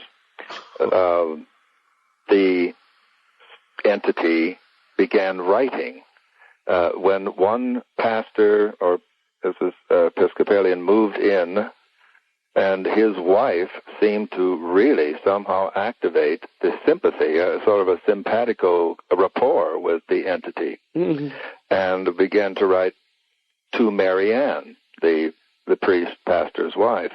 So one of the investigators of that famous case, Borley Rectory burned some years ago, but sent me specimens of that handwriting of a ghost. I've included that in the book as well. All right. How do people get your latest? Well, hopefully, as with all the others, it would be in their favorite bookstore. Mm-hmm. But if not, if I may give out an 800 number. You may. It is 800-777-3454. Well, that's a good number. 1-800-777-3454. And they want to ask for? They want to ask for The Awful thing in the attic. Huh. You know, how come you decided to call it that instead of the off thing in the basement? Everybody knows that bad things are usually in the basement. Yes, but in a house, in architecture, what is the attic? What does that represent? The mind. So the basement is the earthy part where maybe demons exist, but the demons that exist in the mind might be even more fierce than those that exist in the basement. Oh, boy. You wouldn't go so far as to say that the better things are in the attic and the more evil, darker things are in the basement? That would be one level, but if we look at it architecturally, the attic would represent the psyche or the mind or the soul. So part of the book is also symbolical art of saying, you know, we have to keep our attic clean. All right. Back to a couple of calls. East of the Rockies, you're on the air with Brad Steiger. Hi. Hi. Just a thought. You were talking about the geometric images earlier, and I was wondering if there might be any connection between them and crop circles. Ah. All right. Where are you, sir? Abilene, Kansas. Abilene, Kansas. It's a good question, Brad. It is a good question. These were so colorful and so intricate. Now, I have seen some very intricate crop circles, but who can say? Who can say? Maybe this is the primum mobilium. You know, maybe that's what I touched, and maybe that's what's showing up in the crop circles. Have you seen images? That's an interesting thought. Have you seen images of crop circles that remind you of the shapes you saw? No. The only thing I've ever seen that reminds me, as I say, is these fractal geometric designs, fractal geometry. All right. Here's one that was inevitable. Hi, Art. Love the show. Calling my friends to let them know how to tune in. Now, please ask your guest who he believes Jesus was. Jesus is whomever you wish him to be, whomever you want him. This is a powerful entity in his path. To me, Jesus is our photograph of God. That's wonderful. West of the Rockies, you're on the air with Brad Steiger. Hi. Yes, hi. Brad, years ago you wrote an introduction to a book written by Paul Twitchell called In My Soul, I Am Free. And for the listeners who don't know, Paul Twitchell is an out-of-body traveler a la Robert Monroe. And I was wondering, since Paul Twitchell left the physical plane, I believe it was around 1971, if you could share some of your experiences with him. I have heard incredible things about this man who I even heard that was able to change the local weather according to his wishes, and several other phenomenal stories. Well, I guess you know from reading the introduction, I was present one of those times when he changed the weather. That's what I recall. I would like to hear about that myself. Well, Paul Twitchell was the living Eckmaster of Eckankar. I was privileged to know him for a number of years. He was a fascinating fellow. He never pressured me at all to become an Eckist or to join his particular movement. I guess he recognized me as a young scholar of the unknown, and we became friends on that level. We would meet just as friends in different cities in the United States, just to spend time. I'm not saying, but I've always felt as though I'm walking through time, and I think Paul Twitchell was one of those who walked through time. Well, the lady said something about you were present when the weather was changed. Well, I was present a number of times when, like a powerful shaman, I've seen shaman do it as well, but Paul Twitchell had that ability to seemingly reach up and arrange the thermostat the way he wanted to change from rain to sun or vice versa, depending upon. He was a remarkable man, and I really felt as though I was privileged to know him at a very important developmental time of my life. And I've included material about him in a couple new books that will be coming out, as a matter of fact. Brad, I've got to ask you about something real serious, very serious. I have been watching over many years now, and because of the nature of the work I do, I'm on top of the news every day. Right. I have never in my life seen as many volcanic eruptions, as many earthquakes, as many hurricanes. I believe we're down to P in the. That's right. In the, we have, and in all of record keeping, Brad. That's right. It's never been. What's going on? Well, I was privileged some years ago. Some scientists brought me 2 semi-trailer truckloads of material in which they had been studying with a staff of thousands the weather. I put this together in a book called Roadmap of Time, which outlined everything that's happening now.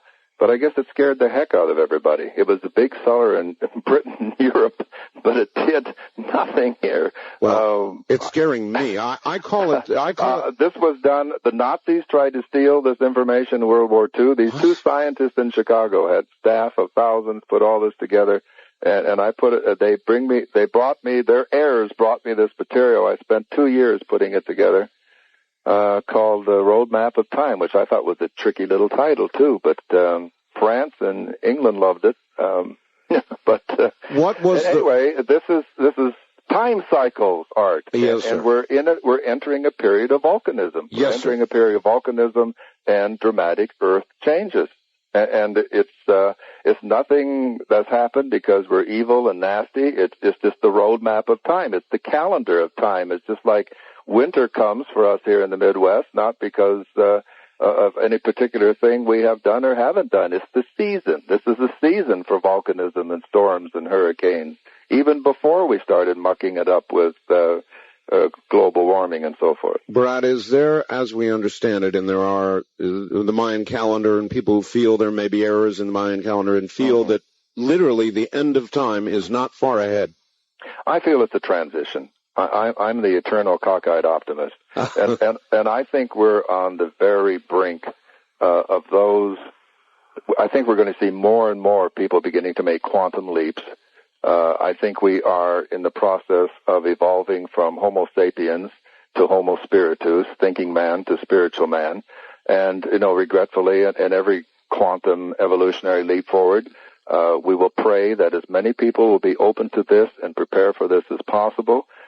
We know that some people will resist. Some people perhaps will not be prepared for that transition. But we do have an opportunity. I don't think we're coming to the end of the world. I think we're coming to a dramatic transitional phase. Well, certainly something. Economically, politically, socially, every area you look at right now, I have sort of summed it up by calling it the quickening. It feels like a quickening. Things are moving. That's a good term, Art. Yeah, they're moving faster and faster and faster, and it's headed towards something. Yeah, no, that's a very good term.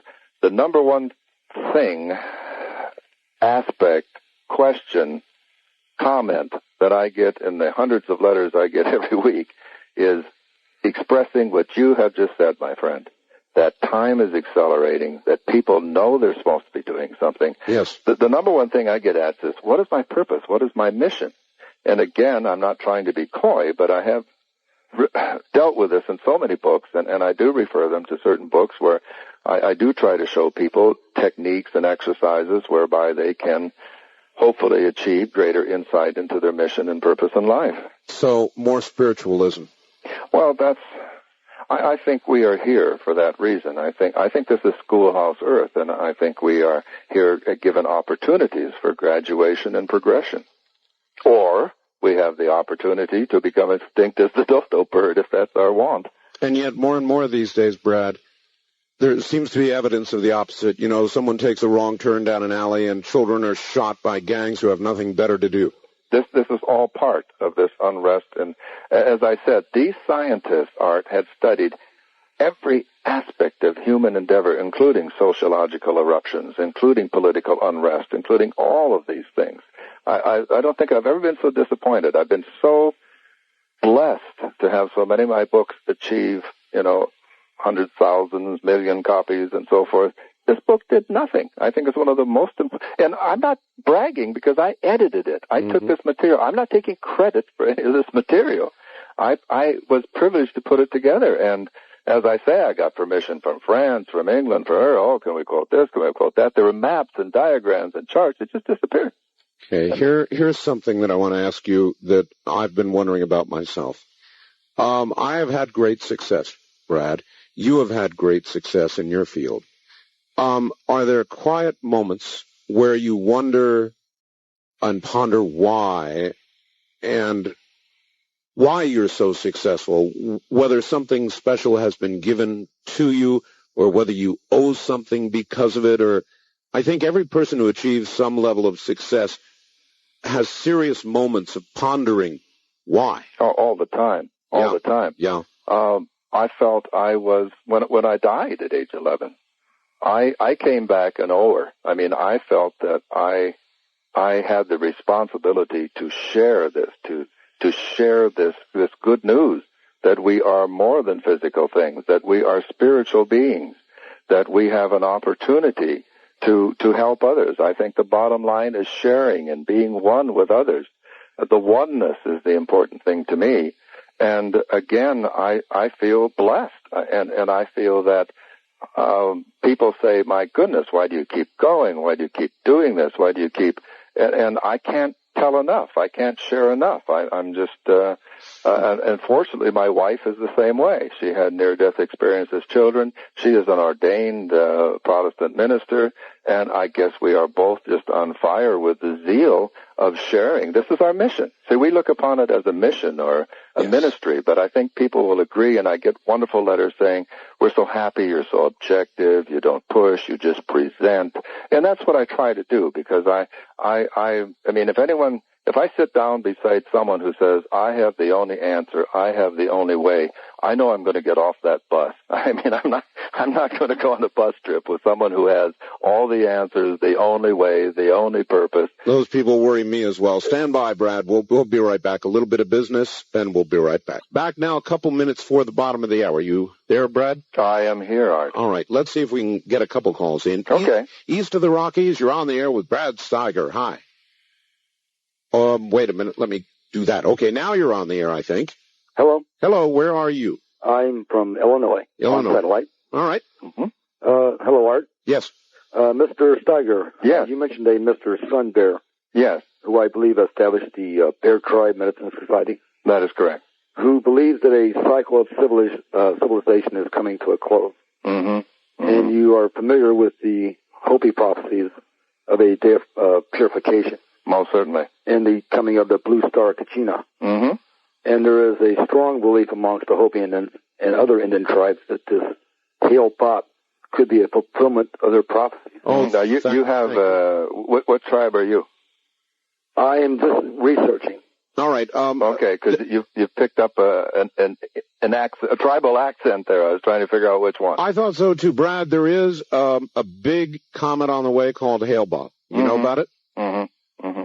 Could it be this blue star? Well, again, my wife is half Chippewa as well as being Swedish and French. So, and she has worked with shaman and medicine people of many tribes, as have I. And I love these people, and I feel at one with them. I feel these things are very much symbolical. I feel that we are in that time of great purification. Purification is what I choose. Not the end of the world, but another time of purification in which, and I always hate to be doomsday at all, but as I say, perhaps not everyone is going to make it through. Is going to make it through, but a time of purification, my wife and I feel is coming. And maybe this comet will herald it. All right, maybe it will herald it in. Exaggerated. Uh-huh. I presume that you try to be very careful about exactly that when you're relating accounts, for example, in the awful thing in the attic. Exactly. All right, very good. Somebody's been waiting a long time here. First time caller line, you're on the air with Brad Steiger. Hi. No problem with the call. My name is Jack, calling from Philadelphia, Washington. Hello, Jack. Hi, Jack. And Mr. Steiger. Yes. I'm wondering if your familiarity with an author by the name of Brandt, B-R-A-N-D-T, Kyle from Berkeley, California, published The War in Heaven, 1989, Stone Press, called SR Press. He, like yourself, has an attention toward, addresses the importance of attention in manifestation and how it empowers the manifestation. Mm-hmm. Mm-hmm. And that perhaps there might be, rather than a field of daisies at the edge of the cliff beyond that, in empowering manifestations and the cultural symbols that we pay attention to. And aside from rather than the idea of perceiving conflict as empowering the dark side rather than acknowledging that there is a war in heaven and that this time of transformation might be a final contest. Mm-hmm. All right. And that this is he names it the invisible college, that which would further our race and help us to transform, and what he calls a group of spirits or manifestations called the elementals that have hung around too long and begun to pervert and harvest human attention through our symbols. Mm-hmm. Well, you're absolutely right. You've read enough of my books to know that I have dealt with exactly that topic and that theme very often, and very much believe that there is a war in heaven, if you choose to put it in those terms, that there are powers and principalities, and that we, as human beings, may indeed be the prize, and the prize of war, so to speak, the spoils of war, if you really want to be denigrating, I guess, to some people's ego, and so I very much believe that. A British author, you said something about a staggering amount, Art. He has written a book called The Dark Gods, in which he refers to the Steiger effect, which in one of my books I say, again, how we deal with negativity is to confront it, always being cautious and so forth, but how, we must drive it back. So I definitely, I don't think I'm familiar with this particular book. Again, please forgive me because people send me books and things.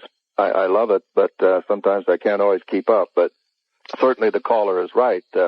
My wife and I have dealt with that particular theme in a number of our books. Well, if it is a war and we are the prize, seems like we ought to be rooting for one side or the other, eh? Well, and that's the ticklish part, because by their works you shall know them. But again, as my wife always says so well, how does the negative, the dark side, present itself? It will never present us as ugly monsters. It's always going to be the seductive, beautiful things of that they will throw at us to delude us and seduce us. Well, so it requires balance. It requires discipline and discernment. Try this on for size. I'll let it haunt you the way it has haunted me. All right, my friend. There is a friend of mine, the son of Bill Lear, John Lear. I'm sure you've heard the name. Yes, I know John. On one of my programs years ago, he said something that I'll never forget. He said, Art, it is my feeling, or I've been told, let me get this straight, that when you die or have a near-death experience,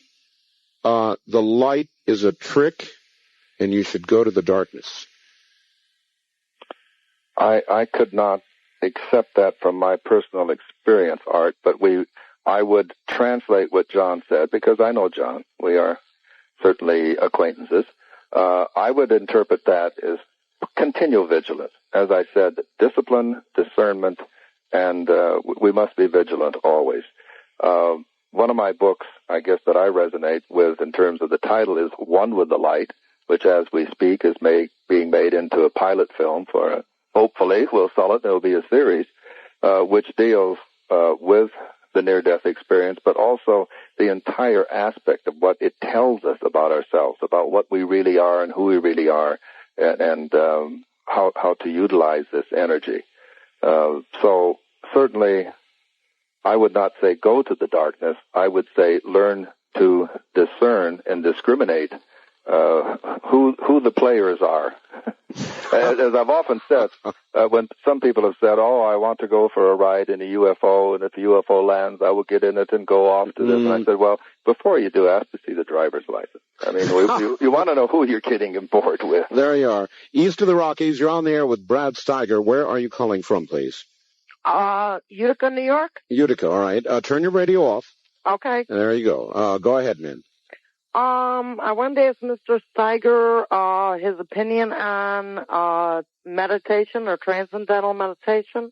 All right. I guess we've been talking a lot about that. In other words, that is the path to the greater understanding, is it not?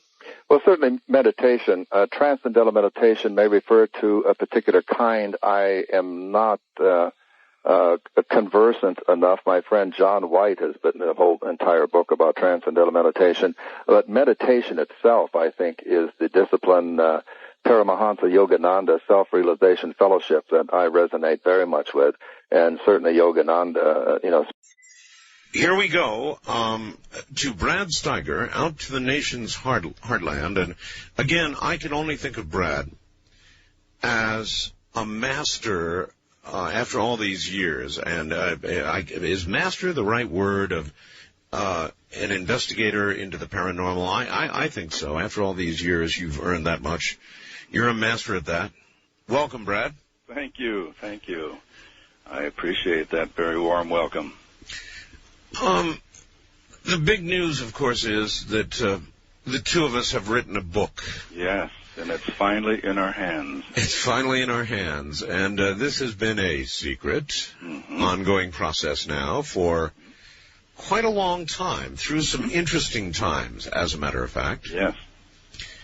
We did, I don't know how many shows we've done together, a whole series of them, many of them, and we have discussed probably every aspect of the paranormal that one could nearly imagine. And we've come to some conclusions that are laid out, I think, very reasonably in this book about the phenomena, the various phenomena. And then, of course, pointing toward what we think of as a probable single source. How would you explain the book? Well, I think that did it very well. I think I sent some copies of the galleys to people. How should I say this? They're my harshest critics in one sense, but they always tell it to me straight. Mm-hmm. And one man is a book reviewer for a major newspaper. And he said he was totally fascinated by the book. And he said, you know, I'm familiar with your work, I've heard art, and he says, it was so fascinating to see what you guys really think about the subject. And he said the way we tied it together, he said the last chapter alone, he says, was worth the price of the book. Of course, there again, as a reviewer, he didn't pay anything for it, but my point being that I was so pleased that this guy, I mean, if this guy reads books for a living. I mean, he reads dozens of books a week, and that he was taken by it. The other response I've been getting, which pleases me, and I know will please you, my friend, is people have said there's something new on every page. This is the most information-packed book that they've read. So again, I don't mean to be self-serving in that sense, but I'm excited and I'm delighted that the book is getting that kind of response from professional reviewers and people who, like I said, these are people that if they didn't like the book, they wouldn't have hesitated 1 minute to tell me. But they've just been very profuse in their praises. All right, to be specific, the book covers the mysteries of our origins, human origins. Oh, boy, are there lots of good mysteries about where we came from. Oh, indeed. It covers Roswell, the government cover-up of Roswell, alien abductions, cattle mutilations, angels and demons, and we're going to talk of those tonight, too. Boy, are we going to talk of those. UFOs and other space anomalies. It discusses in great detail Native American beliefs because we've had so much feedback from so many Native Americans. Millennial prophecy, ghosts, out-of-body experiences, remote viewing. All of these things that we have discussed, and Brad and I have speculated before on the show about, are discussed in some great detail in the book, and then sort of woven together with pointing toward a source for the whole thing. And I think everybody will enjoy the read. It's good. It's a really, really good read. I think, without the difficulty, I suppose, is giving it away. Right. In discussing a book like this is giving it away. But I think, in all fairness, because, I know neither one of us wants to be coy about it, in all fairness, what we've done, in our opinion, is to say, as we have so often, people who have been listening to us in the past, is we've come at this from so many directions over the years.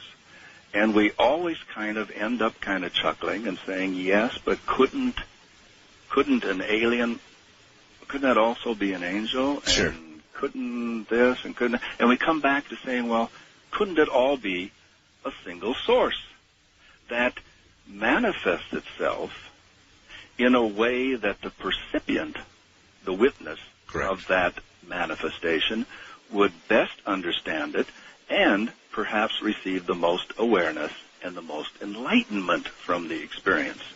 So we're dealing a lot with the individual mystical experience, and we're tying that together and saying there is a source, a force that's been shaping our entire species since our very beginning, our origins, and probably a little bit before. It is, of course, on Amazon.com. And I really, really chuckled when I read some of the reviews on Amazon.com. Now, some of the people that wrote reviews are obviously from my news group, this news group where they hate me and hate everybody that I talk to, whether it be Ed Dames or yourself or whoever. Anyway, nobody's read the book, but we got anywhere from 1 star with crushing criticism. Of course, they haven't read the book, but crushing criticism nevertheless, to 4 stars, and also... Also 5 stars. Some 5 stars, and they hadn't read the book either. So it's interesting to me that people are able to simply sort of... Well, that's a phenomenon in itself, of course. It really is, isn't it? In other words, they have listened to me, they know me on the radio, and they know you, I guess, from the radio and from the million books you've written. Right. And so, based on, I guess, their pre-prejudice, they write either a raving, wonderful review, or they slam us. Yeah. But nobody yet has read the book except the people that you just alluded to. Yeah, who are professionals and whose opinion, I mean, I value everyone's opinion. Don't misunderstand me, folks. But I mean, these, I guess, what is it they say, a jury of your peers? Or professionals and so forth. The people who, like I say, will give it to you straight because they're professionals in the field, and they've just been, so positive about the book, and they've read it in galleys. They don't have the book. Right, that's right. But you know automatically when a review begins with something like the raving lunatic of the late night airwaves has written another you know you're in trouble right away, and you're not likely to get any sort of review. No, well, I haven't checked it lately, and just one I'd like to comment about because I hope people don't misunderstand. Not implies, it speaks with great authority that the book is about Heaven's Gate. I know. Now, I think you will agree with me, Art, that when I was writing my part of the book, Heaven's Gate was the farthest thing from my mind. Yes, I know. And I'm sure it was from yours. Of course. And it's saying that we stole this from the Heaven's Gate people. Now, it's interesting to me, of course, because, as you know, because we did a show on it. Yes. Hayden Hughes and I wrote the first study of Bo and Peep as we know them. I know you did, yeah. In 1975, when they called themselves the Human Individual Metamorphosis, HIM, and I guess that's the way I will always think of them. So I really don't know about the source being a sect. And I would guess that when the Baptist minister down the street gives a sermon on the source of all blessings, he's probably not thinking about Heaven's Gate either. Well, Heaven's Gate was an intentional pick because, of course, of the controversy surrounding Heaven's Gate and my radio program. Oh, and that's all the rest of it. That's so unfair. I know. The only reviews worth reading are those of people who have read the book, and even the good reviews I would discount. The 4 or 5 star ones I would discount because the people haven't read the book yet, so they don't know what's in there. It's an incredible book, folks, and you can decide that because you can now get the book, and of course we will tell you how. But it will discuss a lot of categories that you're going to hear us talk about tonight. I'll tell you how to get the book here in a bit. I've got to bring up a little bit of synchronicity. Excuse me. Sure. About Heaven's Gate. I don't even know if you know this, but you called me when this unfortunate, which I say so unfair with you and the comet and so forth, just as minutes before I was going on with Ted Koppel. Now, you remember that I didn't go there. ABC brought this huge trailer with the screen on top, the size of a sperm whale, and packed up outside of our house. And I did it live from our living room with Ted Koppel, of course. Yes. And just as I was about to go on, the phone rang, and, that they were just putting the microphone, and I said, well, it's my friend Art Bell, and you said that. And I thought, talk about synchronicity. Uh-huh. And, of course, here again, I hadn't made the slightest connection, because I know you are a journalist, you do an interview. No, Brad, stop. I'm not a journalist. I'm not. A journalist is a news reporter. Oh, okay. I'm a talk show host. If you use that definition, I know we've quibbled about this back and forth before, but you are a fair talk show host. You let the people express their opinion without interruption, without criticism. The same approach that I do when I interview people for my books. That I will accept. I do that. Okay, that you do. Well, I just, because I don't know if you really realized when you called that night that I was just, being hooked up to go on with Ted Koppel. Well, I was going to fill you in on what was going on, because it was a time. It was a time of madness during Heaven's Gate. At least personally for me, you had one truck. I had people surrounding my property, Brad. I had news crews out there for, I don't know. It went on for, I don't know how long it went on for. I've been through 2 of these sieges now, and they come out here and hang on my gate and lean over and peep inside, trying to figure out what's going on. Whenever one of these big stories break, and there's going to be another one here pretty soon, my life seems full of them. Well, you were having a much harder time of it than I was, because I, of course, was being interviewed. I was on with Sam Donaldson. Because you had history with Bo and Pete. I was an expert. I was an authority. Yes. So, now, what happened? What did you tell Koppel, basically? Well, what I told Koppel is that, interestingly, kind of what I said in your newsletter when that nice reporter asked for predictions. With the millennium coming up, whatever that means to people, we're going to see more of these UFO cults. We're going to see more of this happening. Of course. I said that in Bo and Peep, they did not intend to do harm to anybody. They were harmful, unfortunately, only to themselves. I had found, and I was on with her sister, by the way. Mm-hmm. Her, as we know, is Bo and Do and so forth. And then she very much appreciated, the kindness I extended and the sympathy to her and the situation, because it simply was something that got out of hand. It was their belief structure. And one of the gentlemen who was not there but wanted to, he made contact, said that the book and the treatment we made of Heaven's Gate he thought was fair. But, you see, they totally believed. And this man eventually, just a few months ago, as I think you remember, he did in the Arizona desert, he did in his mind, catch up with them or try to. Yes. So I think, you see, we cannot be critical of small religious groups, because one of the major church body, in fact, all of the major church bodies existing today, once started as very small little groups.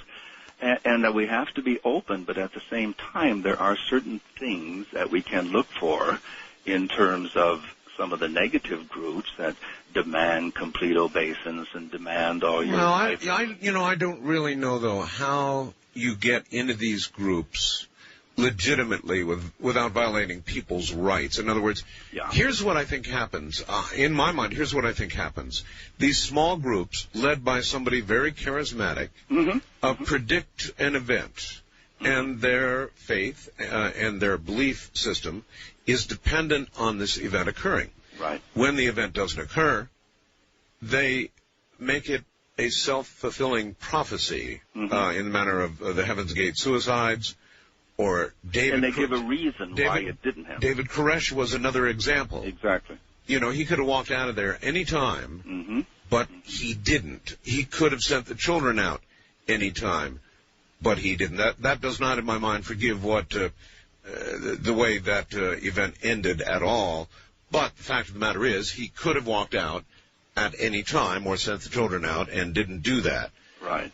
So what he did was fulfill his own prophecy.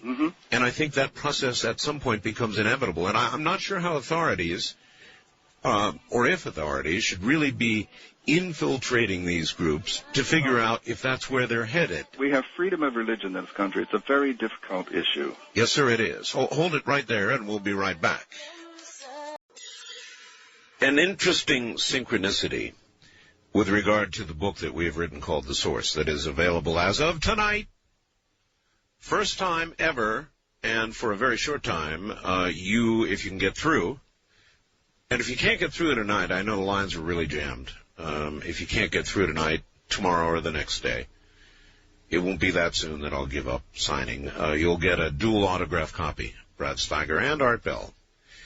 But let me tell you something interesting about The Source, and I think Brad probably will verify this. As you all know, there have been some really horrendous events in my life that have been taking place, that I've been going through, and I on the one hand, dread, and on the other hand, pray for the day when I can tell you about them. And that day will come, and maybe sooner than later, actually. But during the time that this book was under construction, it's like the locusts fell on me. And they fell and fell and fell, and really the locusts fell on Brad at the same time. It was a very, very, very unusual period of time in both of our lives. Would that be fair to say, Brad, without Very fair. Very fair. Without over-dramatizing at all. It was a time of great testing for both of us. Exactly. I've got a question for you, Brad. How do you handle fame? Being famous? I don't think I am famous. Yeah, you are famous. I mean, you are. Of course you are. When you go somewhere and, oh, you're Brad Steiger. Could I have an autograph? I mean, that kind of famous. How do you handle that? I hope graciously. I guess, I take my work very, very seriously, but I don't take myself all that seriously. And to me, I'm just a country boy who got to realize his dream. And I thank all my family, my ancestors, everyone who made it possible. Whoever had something to do with it, huh? Right. Well, I don't handle it very well. I'm pretty much of a private person by nature, and I don't understand it. I don't. I'm nervous. I'm not comfortable with it. I'm shy. I guess I'm shy. Here's a good example of what happens around here. I'm going to read this to you. It's a letter that my wife just handed me. It just came in. Dear Art, I respect your reclusive desires, and I do not want to breach any boundary issues. I'm a devoted listener, and to be quite frank, I wanted to have my picture taken with your house in the distant background, kind of an Elvis Graceland kind of thing. My plan was to rent a car. Next time I was in Vegas, do a little detective work in Pahrump, and voila, be done with the camera work before Lord of the Dance started. First stop was at a Pahrump mobile station that sold 2 cheeseburgers for $2. Being from Wisconsin, cheeseburgers are one of our weaknesses. The cook knew of you, but had no idea where you lived. Our highly trained eye then noticed a lady walking out of a real estate office. You know, we assumed she would know. She told us, head north on Highway 160 until we get to Old Highway 110, Belle Vista Road, then take a left, and there would be your house on the right-hand side of the road about 4 miles down. She said there was a fence around your property with a sign that said Art Bell property. Okay, now we're cooking.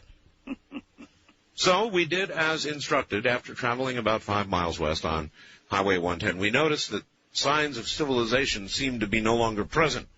phone poles, power lines, nothing. Really rough country. Maybe we took a wrong turn or misunderstood directions. We drove back all the way to the real estate office, asked her to go over the directions. Again, she did. He indicated everything correctly, but we just hadn't gone far enough. So, okay, off we go again. This time, it wasn't our plan to visit California, but that's where this wild goose chase took us. Then back to Pahrump we go. By now, the real estate office is closed. Time to change sources anyway. Stopped at a convenience store, asked the lady if she knew where you lived.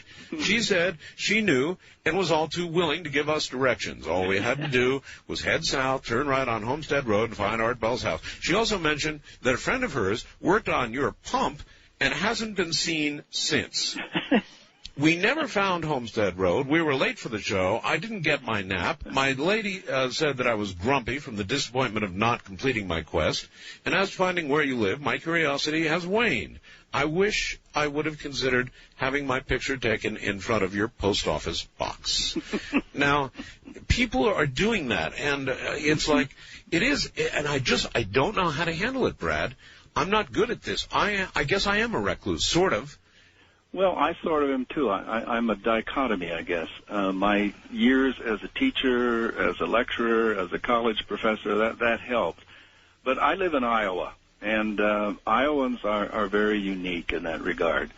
And let me tell you, when we moved into town, we kept the lowest profile imaginable. Sure. There probably weren't 3 people here who knew what we did. Sure. They just knew the lights were on all night, and whatever they were doing, they didn't really harm anybody. Then after, suddenly, again, we go back to when I'm on Koppel and Donaldson and Peter Jennings. That's I'm on right. all networks and That's everything right. with this.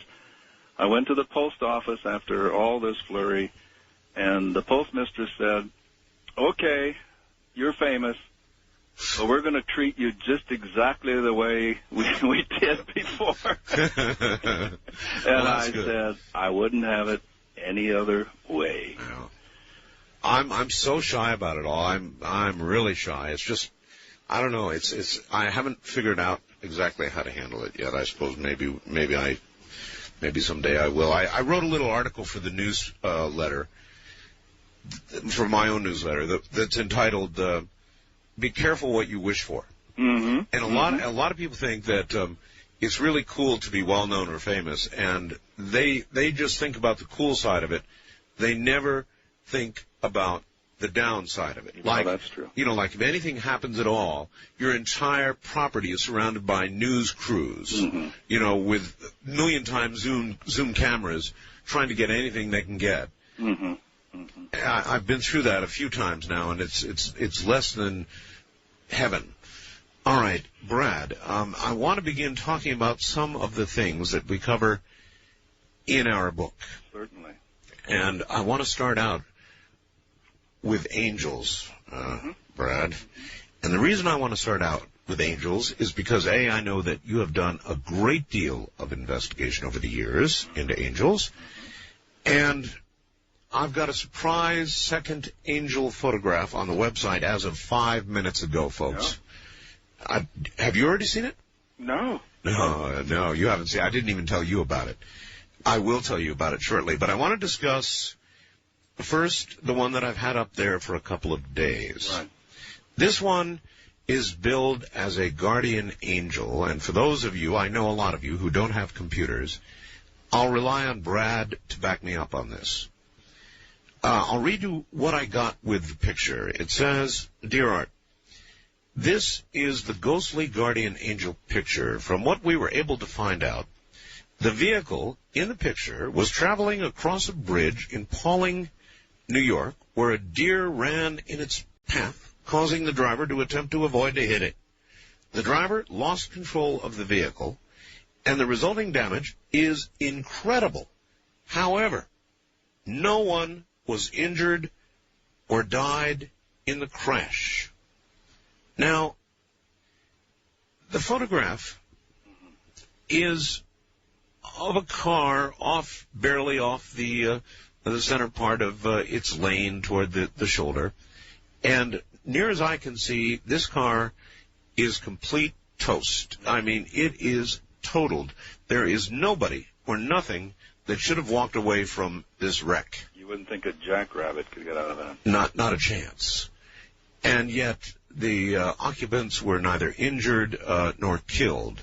Now, in the foreground, or what appears to be the foreground of that, there is clearly what appears to be an angelic presence. And boy, we could talk a lot about this. It was handed to me about 4 days ago by my wife.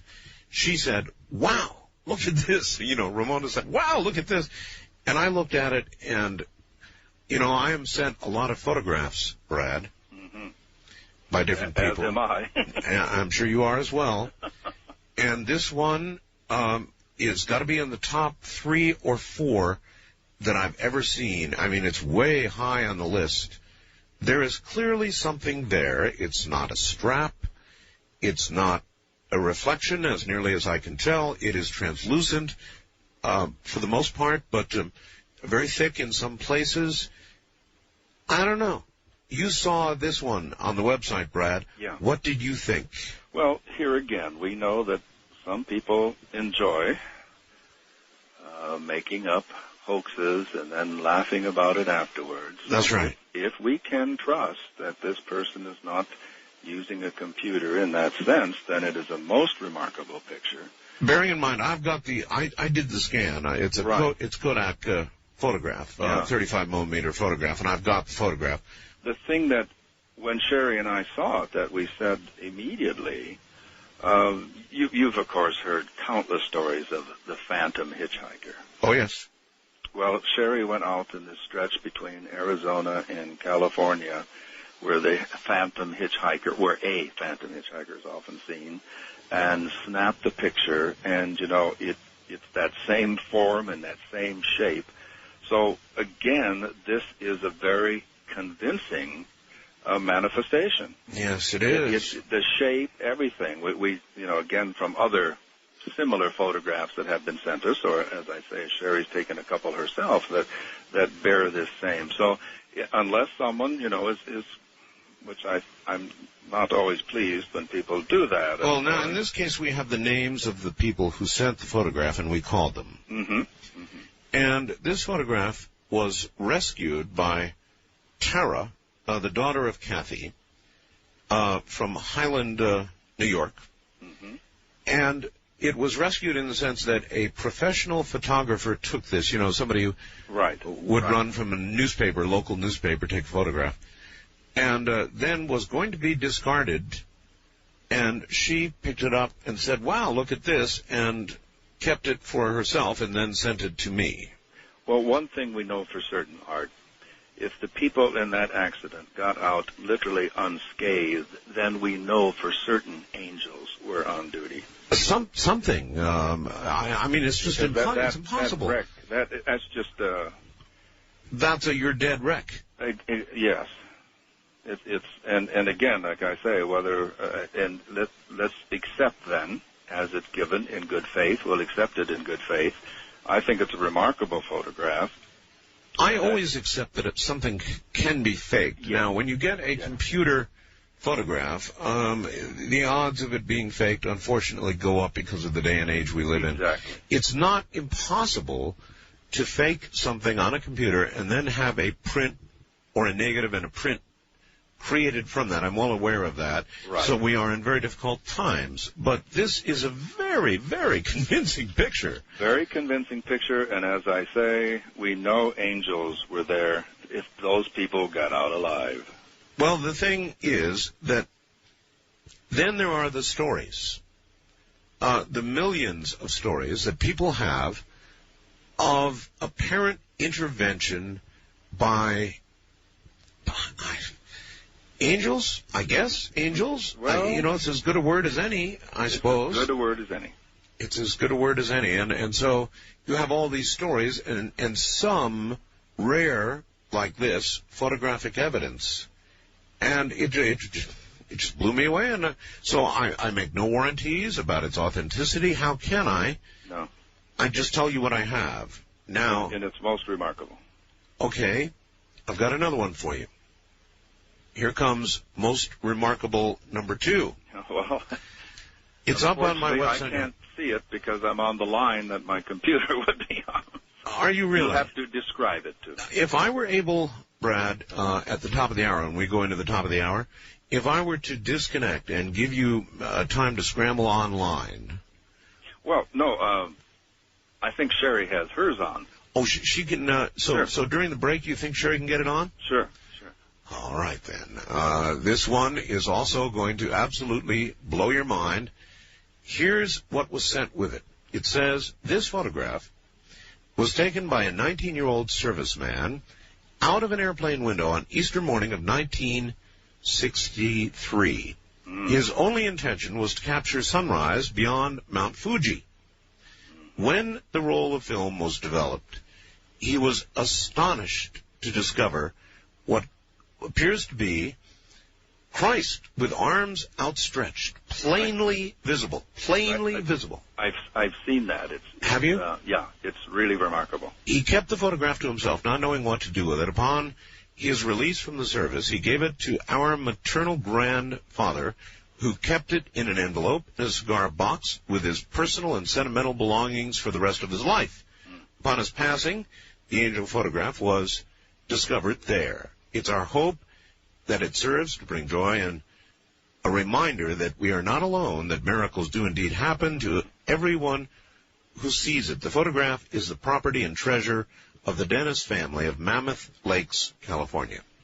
Well, maybe I spoke too soon, because the one I saw was given to me by someone, I believe, in Spokane, from their family. I mean, after all, many people receive miracles. I haven't seen one like this, Brad. This one... Well, I'm eager to see it.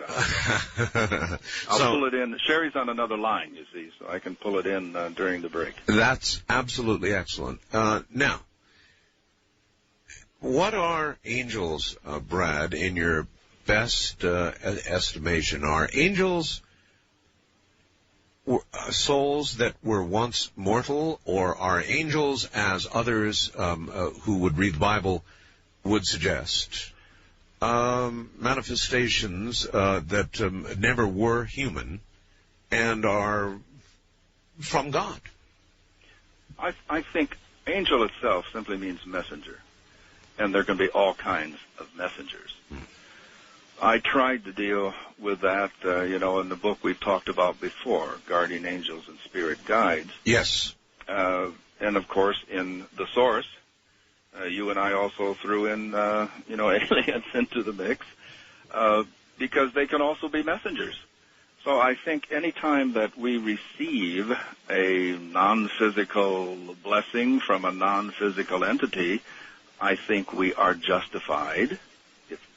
Positive and has enriched our lives and brought awareness, a greater understanding, that we can call that entity an angel, because that angel or that entity has performed an angelic deed for us. Mm-hmm. Whether we're talking about a spirit of the deceased, whether we're talking about a separate creation of the Almighty, or whether we're talking about alien beings, and that can be multidimensional beings. When we say alien, we should tell people we don't necessarily mean extraterrestrial. When we talk about extraterrestrials in the source, but when we say alien, we can also mean, as we do in the source, extra or multidimensional beings, non-physical beings, beings from other planes of reality, and Art's favorite, from the future. Well, yeah. One of your favorites. As you all know, I've thought for a long time, you're going to get me off on a tear here, that time travel is going to be possible. In fact, a lot of theoretical physicists agree very much that it's going to be possible. And so the age-old question, well then, where are the time travelers? And the answer may be, they may be here, and there may be some evidence that they have been here, and even long ago. I mean, things in places, Brad, where they ought not be. Right. That kind of evidence. Well, as we do in the source. We present both sides. We do say, that they could be time travel. We could say they could be past civilizations. We could say they are extraterrestrial. That's right. I think people will be very pleased, at how eclectic we are. We tie it together in terms of a central philosophy and weave all the various strands together in our tapestry. But I think people will see that we're very eclectic and look at many different points of view. Well, I think anybody who has even the smallest open aperture in their mind, would want to take this in. Really, it is that good. Here we are blowing our own horns. Anyway, listen. This now applies to all of you. There is a photograph up there that is just going to blow your mind. Actually, it's right next to the other one of the car. Take a look. It's awesome. And you know me, I am not exactly Mr. Religion. I serve up what is sent to me, and I thank, by the way, the Dennis family for sending this to me. Aloha to you, Dennis. There it is.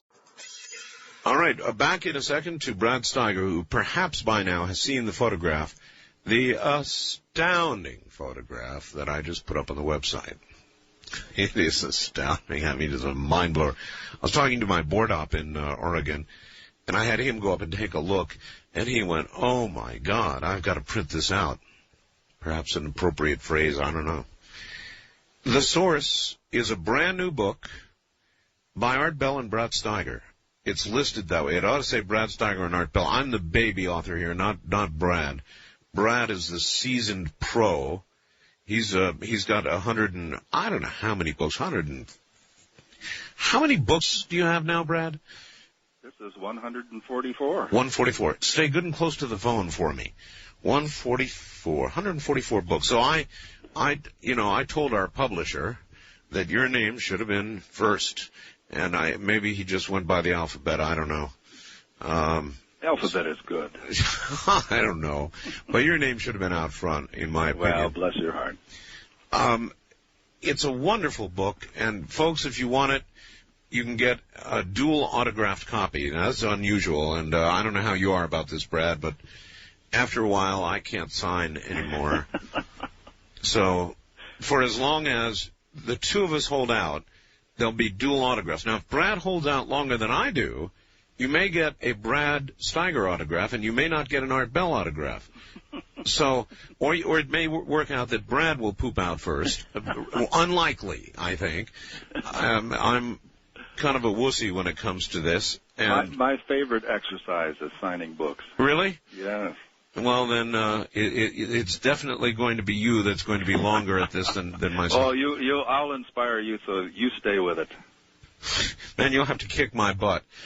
My idea of a wonderful afternoon is not spending an entire afternoon signing books, and that's what I do. Anyway, were you able to get on my site? My beautiful wife was standing at the top of the stairs, already holding it in her hand. Oh, thank you, Sherry. And she said to give love to you and Ramona. Thank you.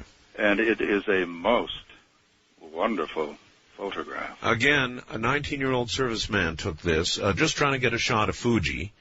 You sit there. I did that, too, when I was in the service, and I was flying around a lot for the first time. Boy, you just use up a lot of film, which usually comes out to not much of anything from about 38,000 feet. But, Brad, I mean, you look at this, and this is one of two things. It's either an ingenious fraud and fake. And by the way, again, I'll hold it up for the webcam here in a while. I've got the original photograph.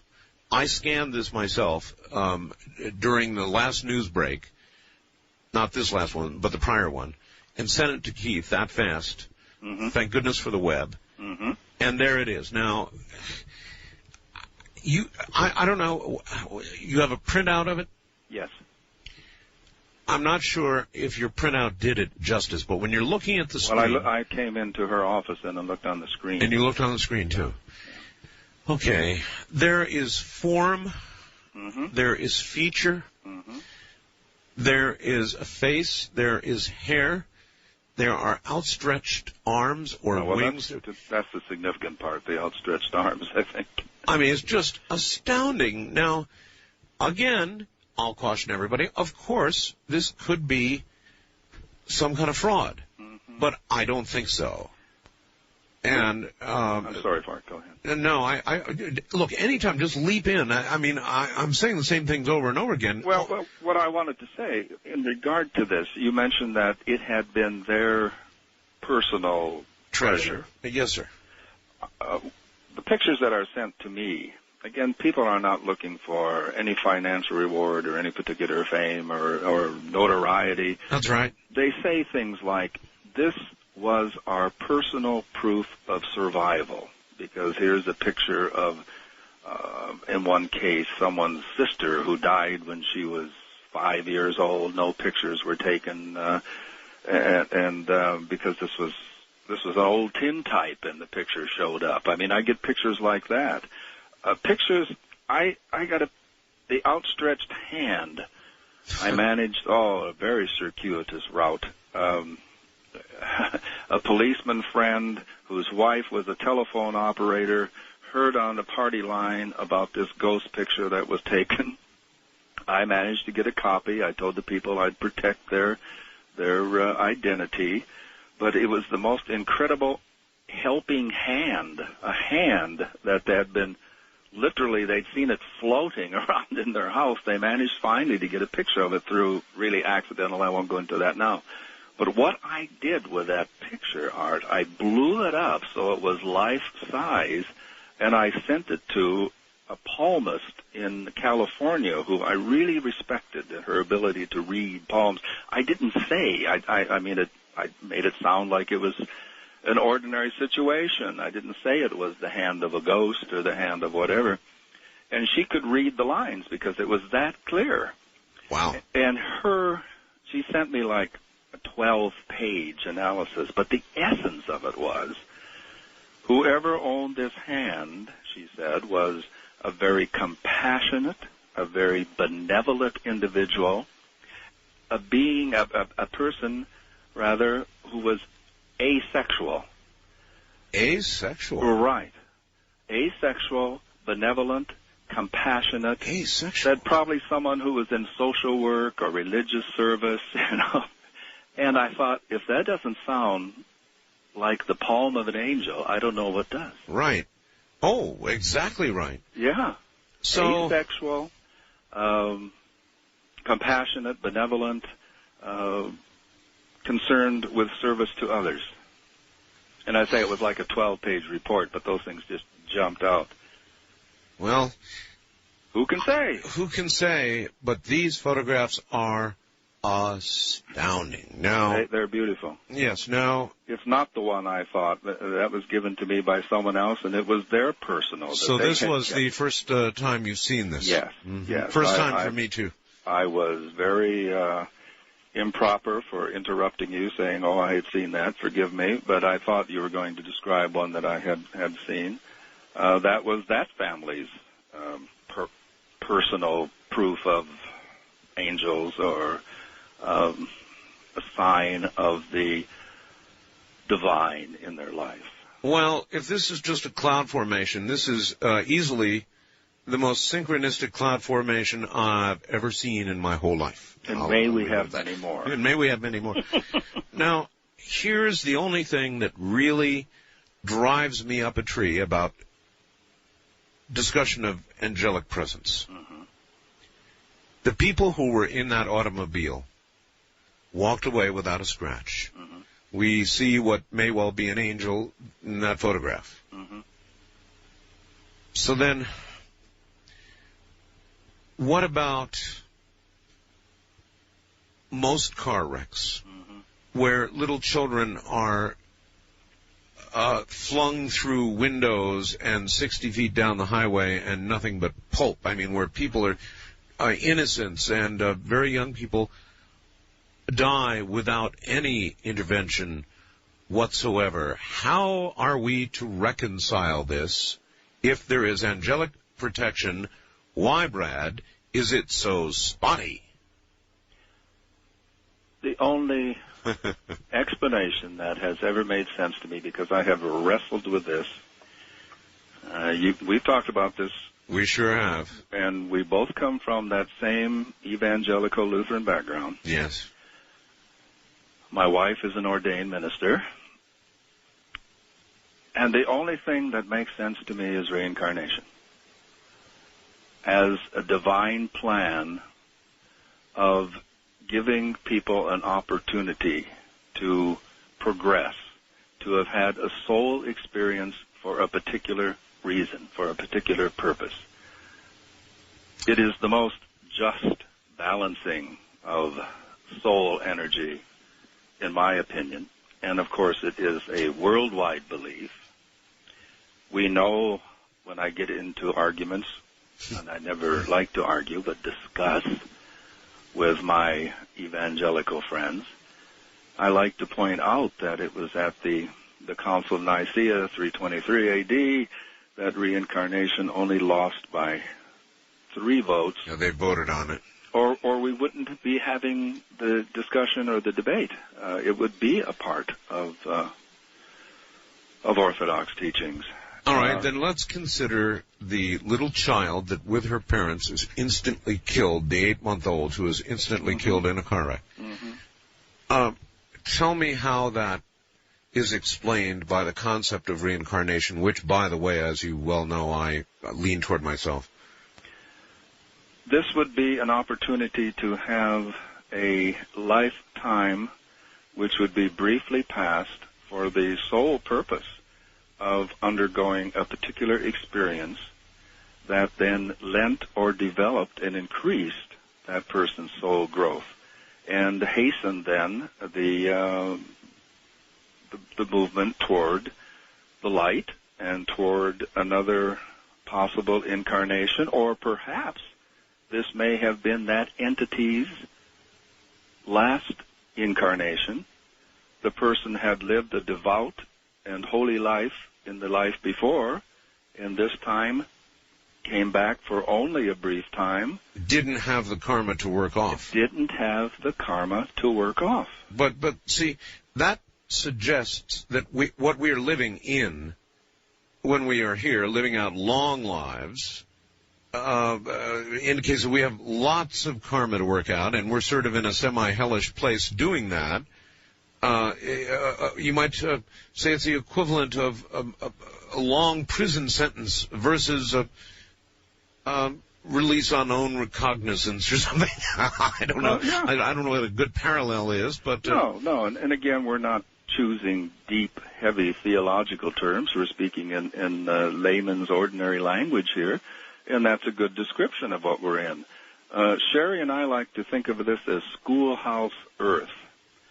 And we're not all at the same level. Some of us are in kindergarten. Some of us are in graduate school. You're sounding a little like Bo and Pete now. Oh, I hope not. But no. Schoolhouse Earth. Seriously. You remember their words about graduation and so forth? I do. Listen, I sat for hours and talked to them. They were charming, dear, sweet people when I knew them. And they, of course, took Christianity, metaphysics, Eastern religions, astrology, and gave it their own spin. Sure. So, of course, some of what the minister on Sunday, I said, what you asked what I said to Ted Koppel. One of the things I said was, because this happened to be Easter weekend, if you will remember. Oh, yes, I remember. I said, and this was on Easter Sunday, maybe it was to Sam Donaldson and Cokie Roberts I said it, that one could stand up, yes it was, I said it on Easter morning, one could stand up in any Orthodox Christian church on Easter morning and say a great deal of their precepts, and everyone would agree. It's just when they took that next step. Well, let me give you another really good parallel. The Unabomber.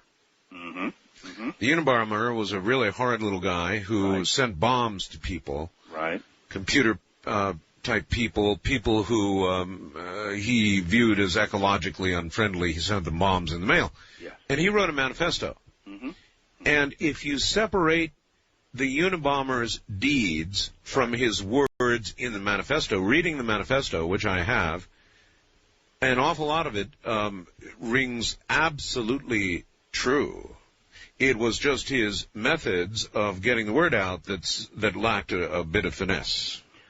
I'm going to have to quote my minister wife, who says that we are living in a time of discernment.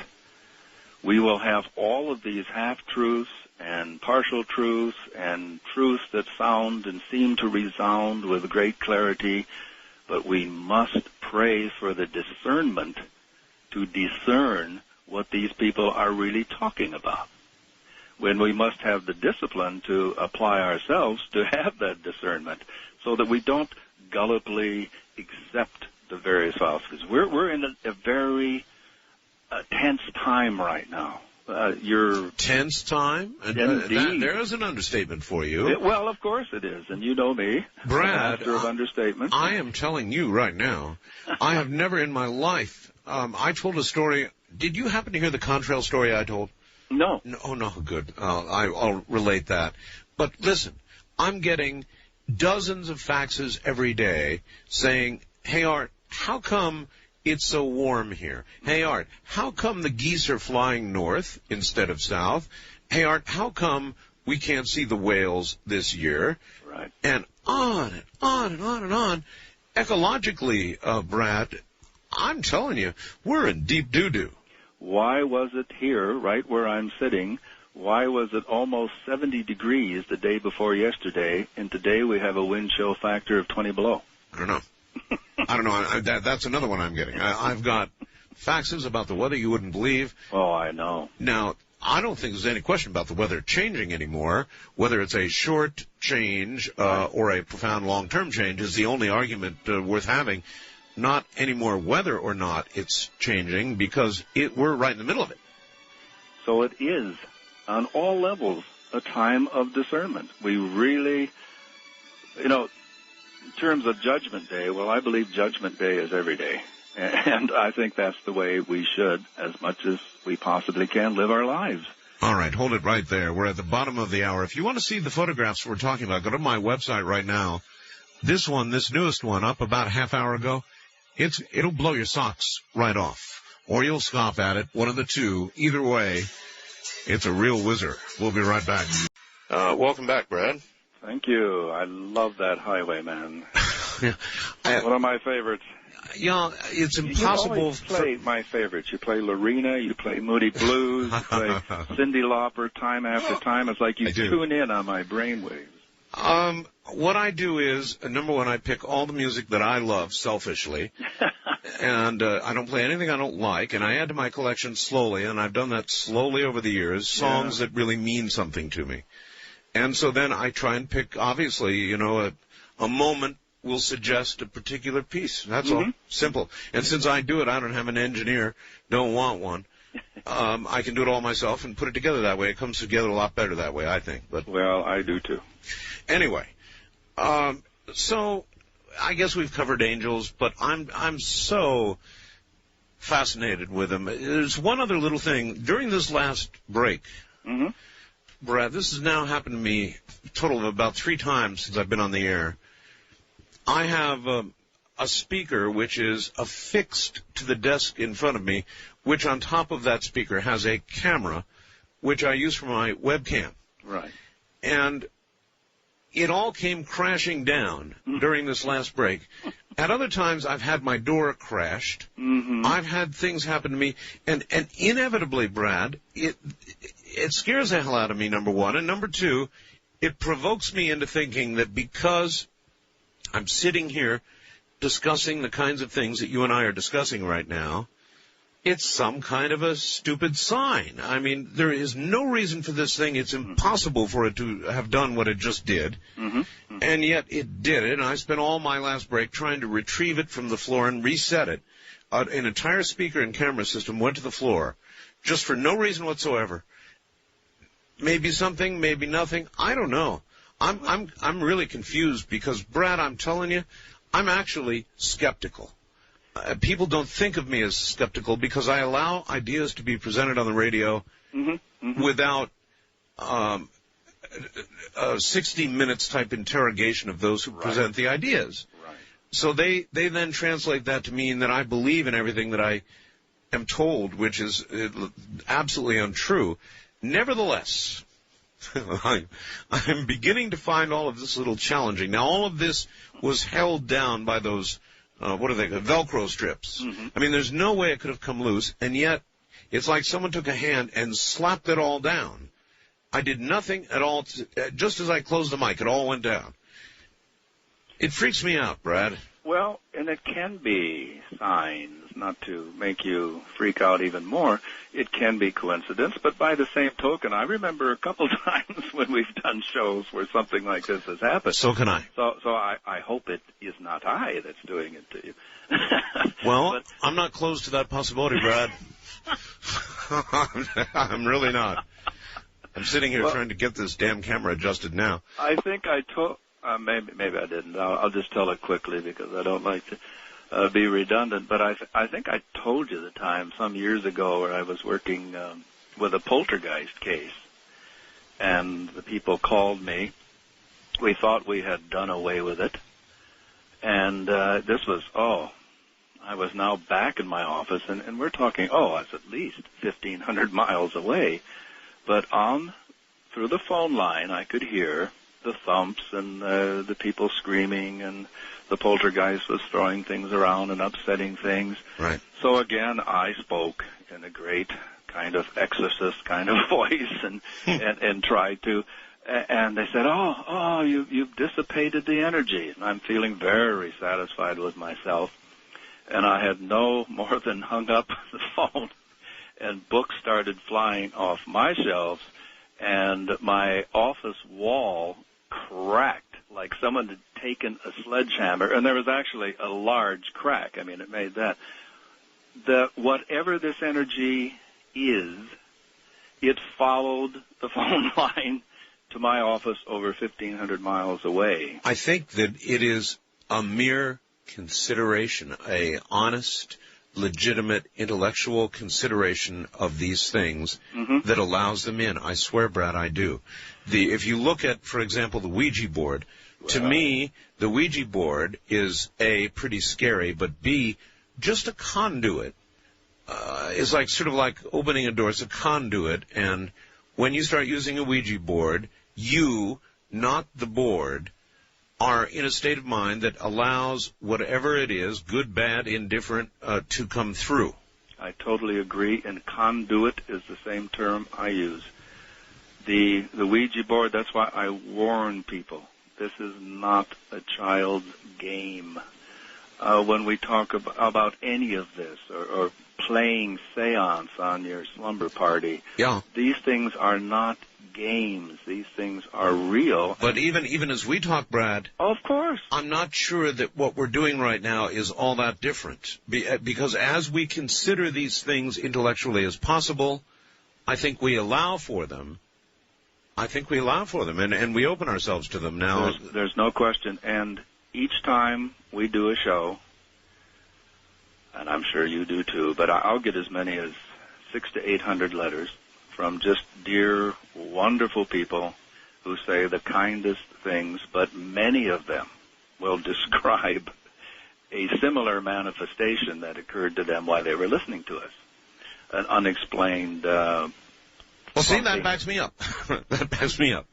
You begin thinking about this, you think about it seriously, not as a joke, not as a kicker at the end of a newscast. You really start to consider it, and boom, there you are. People talk about glasses breaking, exploding while they're listening to us and so forth. So it is an energy. It is an energy that we must take seriously. Oh, I agree. All right. Respectfully. Let me move us to one other area for a specific reason. In the source... Because you don't want anything else to fall in here. Well, that's one good reason. Yeah, that's right. I don't handle these things well, Brad. I really don't. You handle them much. You've been in situations that you have described on this program, encounters with entities. Right. That, Brad, if I had been you, I would have either wet my pants or I'd still be running now. I mean, I don't handle these things very well. I'm fascinated by them, but I don't handle them well when they happen to me. Now, a somewhat safer subject. All right. The mysteries of where we all came from, of our human origins. Down in Florida, in Miami right now, this developer is getting ready to concrete over they found this incredible circle. Exactly. Oh, you know about it? Well, I think it was first mentioned nearly a year ago, I think, when they unearthed it. But it was not at that time a national story. No. And it was just, they weren't really sure what it was. Here again, I have wonderful people that send me clippings from all over. This is if you look at it and you compare it to Stonehenge, for example, it's almost a precise match. It's almost a precise match. Right. And now they found something else, some sort of vertical shaft. Now, you bear in mind that down there, the water table's at 2 or 3 feet. I mean, it's really... Oh, yeah. It's close. Yeah. They found a vertical shaft that goes down 30 feet. Now, how can that be? 30 feet into what? Well, that's a very good question. It should be filled with water. Worlds upon worlds there were before Adam was.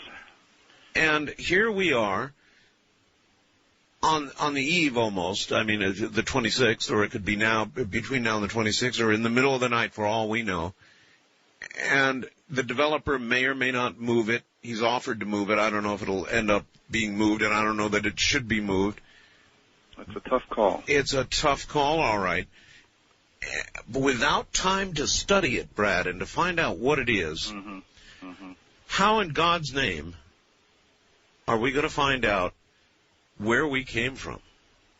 Well, as so often happens, these sites get destroyed or reburied under tons and tons of rock, so we can't.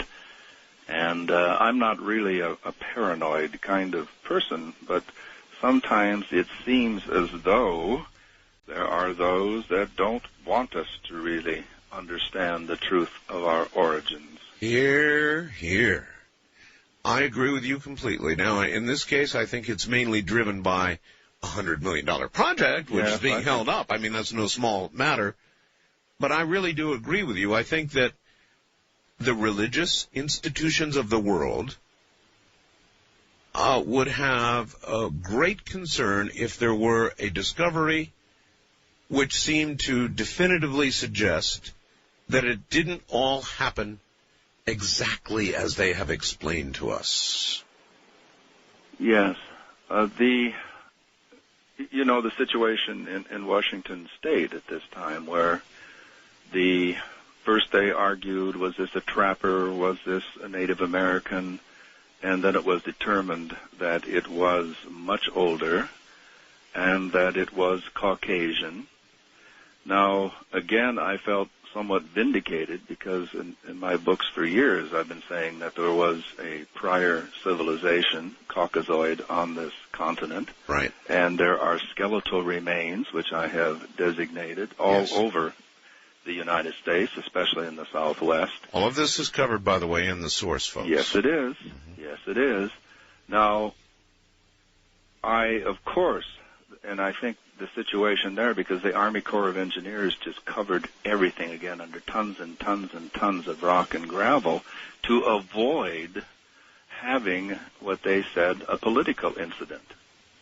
Now, I've said before, and I've said to my Native American friends, because I have been adopted by the Seneca. I'm Wolf Clan Seneca. I'm married to a Swedish Chippewa. And our concern, we support many, many Native American charities. The Native Americans will always be the Aboriginal people of record. That's right. So there is no threat to any government services or any position being threatened. So I hope that will never inhibit our learning the truth of who we are what this continent was. Like I said years ago in my book, Atlantis Rising, Atlantis may well have been a civilization on North America. Atlantis may well be the circle in Miami. Of course. And how can we even think about wiping it out until we study it? I mean, how can we even contemplate doing that? I just don't understand. I'm with you. I don't want to appear paranoid, but it sure does look like a lot of somebodies out there don't want us to know. Well, are you familiar with a book called Forbidden Archaeology? Yes. There are endless examples in that book of archaeological finds, Brad, that legit mainstream archaeologists have come upon. Oh, yes. Submitted, and because it doesn't fit into somebody's paradigm, whatever it is, the physical object that proves something is actually put on a shelf where it gathers dust and is never considered because it challenges somebody's cherished little paradigm. Exactly. And paradigm is the word. Now, Michael Cremo presented me with a copy of the book. He was kind enough to quote my Mysteries of Time and Space and Worlds Before Our Own and actually give me credit, which I thank him for. But I said in those books exactly the same thing, which we repeat with another theme in the source. Exactly. Is that it is threatening, and this is in the source, we get into this as well, that if you cannot find an entire strata, if you cannot find an entire civilization to go with an out-of-place anomaly or artifact, and we must understand this, the sciences of archaeology, anthropology cannot give them credence. They are literally the artifacts of the damned. The artifacts of the damned. And in a lot of cases, as Michael has said on this program, the archaeologists who have stood their ground, Brad, have been drummed out, haven't been able to get any grants, are suddenly pariahs. I had a dear, I've told you this before, I'm a frustrated amateur archaeologist, but I had a dear professional archaeologist friend who was so open and provided me with so much information, and every time I would present him with an anomaly, he would top me of one that had been found in an orthodox dig, but he couldn't say anything about. And he met a very early, and I thought, kind of mysterious demise, and I mourn his passing because, it's so wonderful to have someone who's working in the orthodox sciences and yet has an open mind to explore, not to close things out, to admit that we do not know the truth of our origins. I'm excited to see, as we included in the source, that now, instead of just going through Australopithecus and Cro-Magnon and Neanderthal and Homo habilis and so forth, now they're bold enough to finally admit that there may have been 20 pre-hominid species before we got Homo sapiens. A movie like Search for Fire, where it showed all these kind of hominid civilizations that everyone said, oh, poo-poo, there was only Neanderthal, there was only... No, I mean, we may have had all kinds, and we, maybe because we had a bigger brain, or maybe we were lucky, or maybe we got some help from somewhere else, we are the species of choice. Maybe all of the above. And maybe all of the above. All but right. we do cover these things in the source, and I am very, proud of the book. So am I. So am I, Brad. All right, so there you have it, folks. Okay. Here once again is Brad Steiger. Brad, welcome back. Thank you. And may I say, please, when people send something, would they please enclose a stamp self-addressed? And I will then include my questionnaire, my survey, and other information, which I think they may find of interest. All right. I sort of headlined it as we came into the hour, but we have this incredible 2-hour hellish experience from a young lady, a young girl, on her way home from voluntary church work, that kind of thing. Right. And then we have Dan, who goes not once but several times to a really cool place And while there are some negative aspects of his life review, because he had a pretty negative life, he still goes to the light, the good place. How do you reconcile that, or do you even try? Well, it's very difficult. Anything I would say, of course, would only be my personal response. I'll have to listen to Sarah's complete account. You have to. But, of course, from time to time, people do send me their reports. That's one of the things on a questionnaire. People write, the near-death experience is covered, and people have sent me hundreds of them, thousands of them over the years, and most of them are positive. There are a few that do have the very frightening experience. Again, I have to look on all these as teaching experiences and individual mystical experiences that reflect what the person is going through at the time, or what the person needs to see, needs to be aware of at the time. And that's my opinion after having written now, I guess, 4 books on out-of-body experience, near-death experiences, and receiving them from people from all walks of life and nearly every country. I think, again, it's the individual mystical experience. I don't think the near-death experience is the be-all and end-all. I think it is the beginning of awareness. I think it's probably the first step in awareness. And in Danion's case, I think it's definitely, it was the prime motivator. It was the accelerator. It took this scoundrel's life and turned it around. To become a semi-scoundrel. Well, I said rascal, and I think that fits Danny. Did you ever see the movie about him? With, yes. Eric? Really? With Eric Roberts. Yes. By the way, on a South Park episode, they cannibalized Eric Roberts. It was terrible. They were all stuck in a snow. Do you ever see South Park? No, we don't get Comedy Central. I see. It's, but I know of it, of course. Next time you come visit, I'm going to subject you to it. Great. It's totally irreverent. Great. But great. All right, well, let's go back to the phones. A lot of people want to talk to you. First-time caller line, you're on the air with Brad Steiger. Hi there. Good evening, fellas. Where are you, sir? I am in Fayetteville, Arkansas, middle of the Bible Belt here. All right. I've got a couple of questions here. The first one has to go to both of you. I would like to know your opinions on, how to get to heaven. Is it a destination or a state of mind? And my second question is... Well, that's too big a question to just... Oh, really? Just pause and let us... Okay, go ahead. Is it a destination or a state of mind? You Brad? To me, heaven is a dimension that's all around us, ever present, ever near, and if you want to get there, you better have a very positive state of mind. To me, heaven is very much as you describe.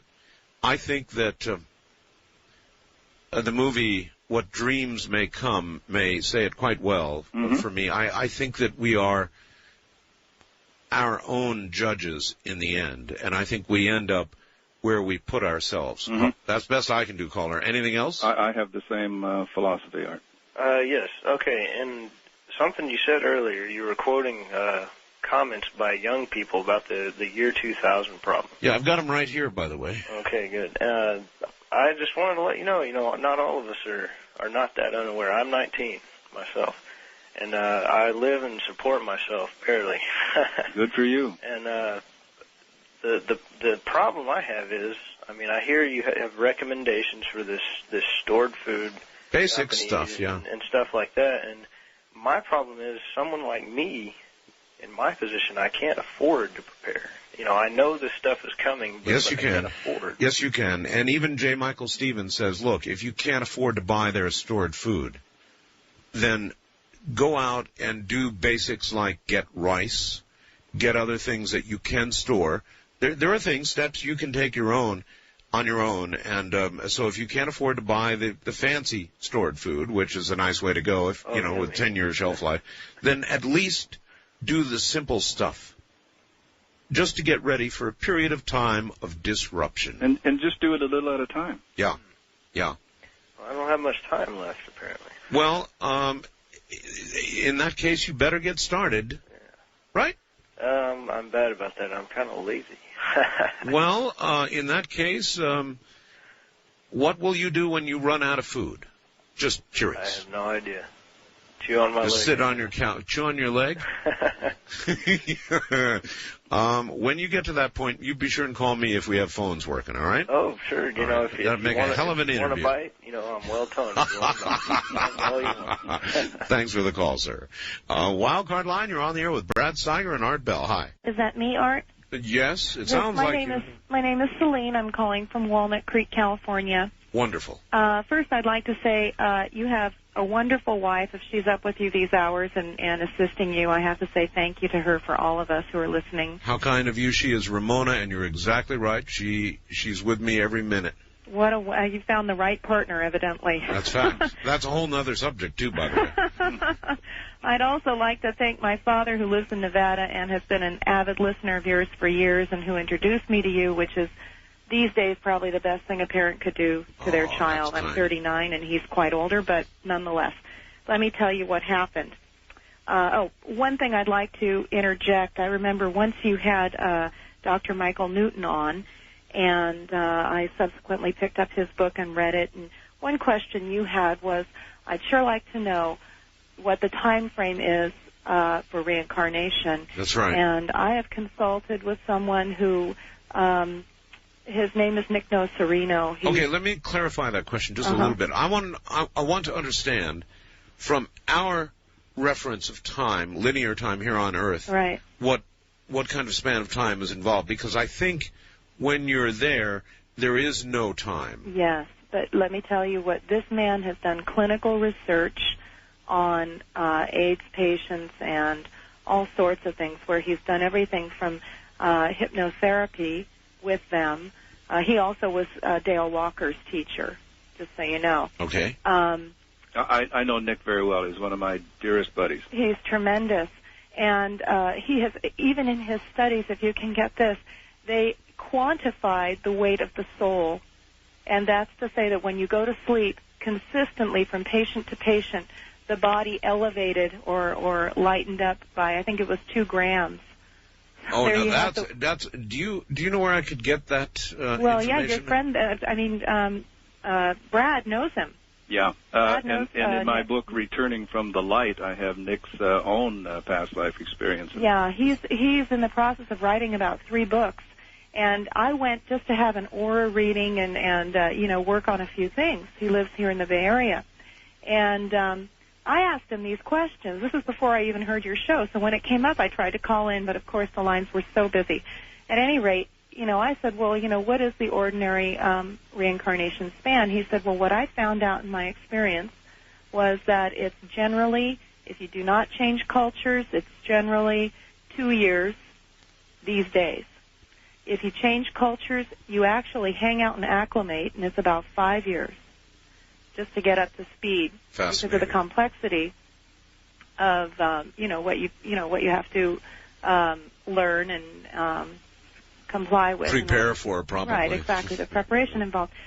And then he had also done a lot of work with gay folks, and in his work he found out that, and this is by no means conclusive, but was his take on it, and I think it's pretty interesting. He said that a lot of these people, so you can imagine cross-dressers and confusion that folks like that have. He said they'd really take the first body that comes around, irrespective of sex, and so that was interesting too. That is interesting. Both are interesting, and I would like to cover both.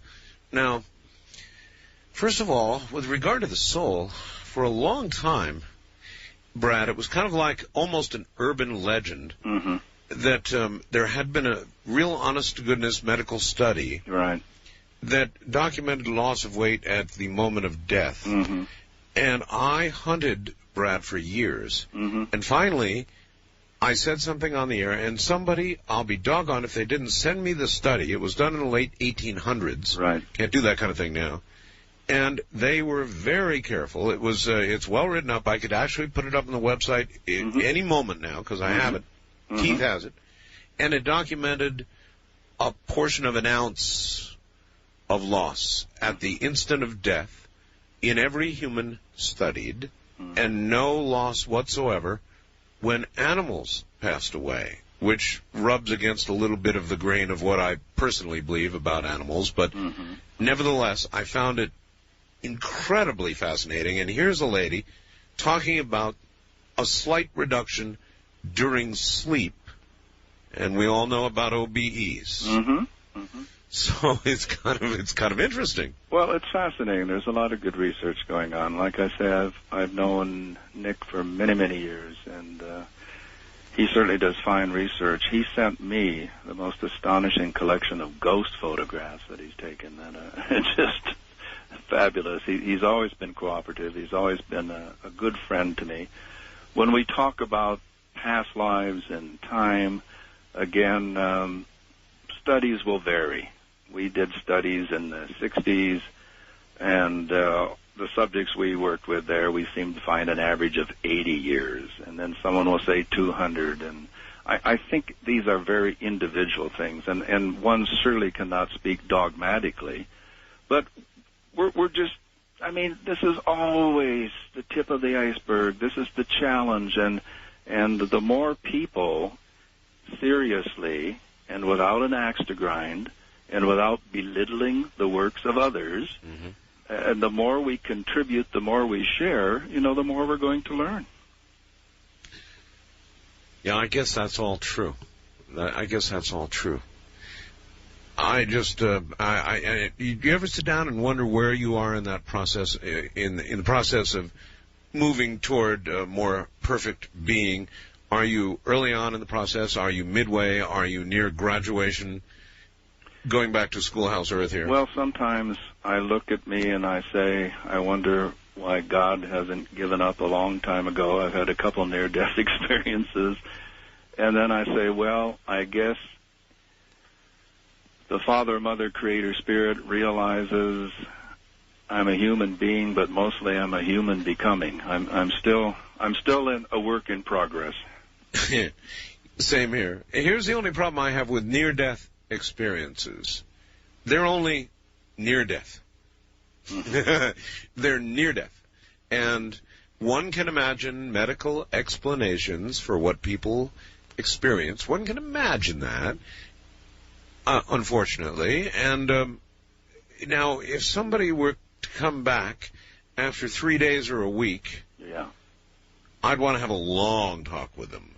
Yes, well, again, in my situation, of course, it's been said, and the doctor said, and so forth, that I died. But obviously, I didn't die because I'm here. But like they said, I was, clinical death. The way doctors measure it, yes. Right. It was not clinical death. It just looked as though I had, and certainly what I experienced, was. Well, we've talked about it, and I mentioned it in the book and go into it in quite some detail. Right. And that's something you're going to want to read about, too, folks. Again, at the expense of seeming to toot our own horns here, it is, after all, having a book is like having a baby. Yes, it is. It's very much like that, actually, and this is the birthday of our baby.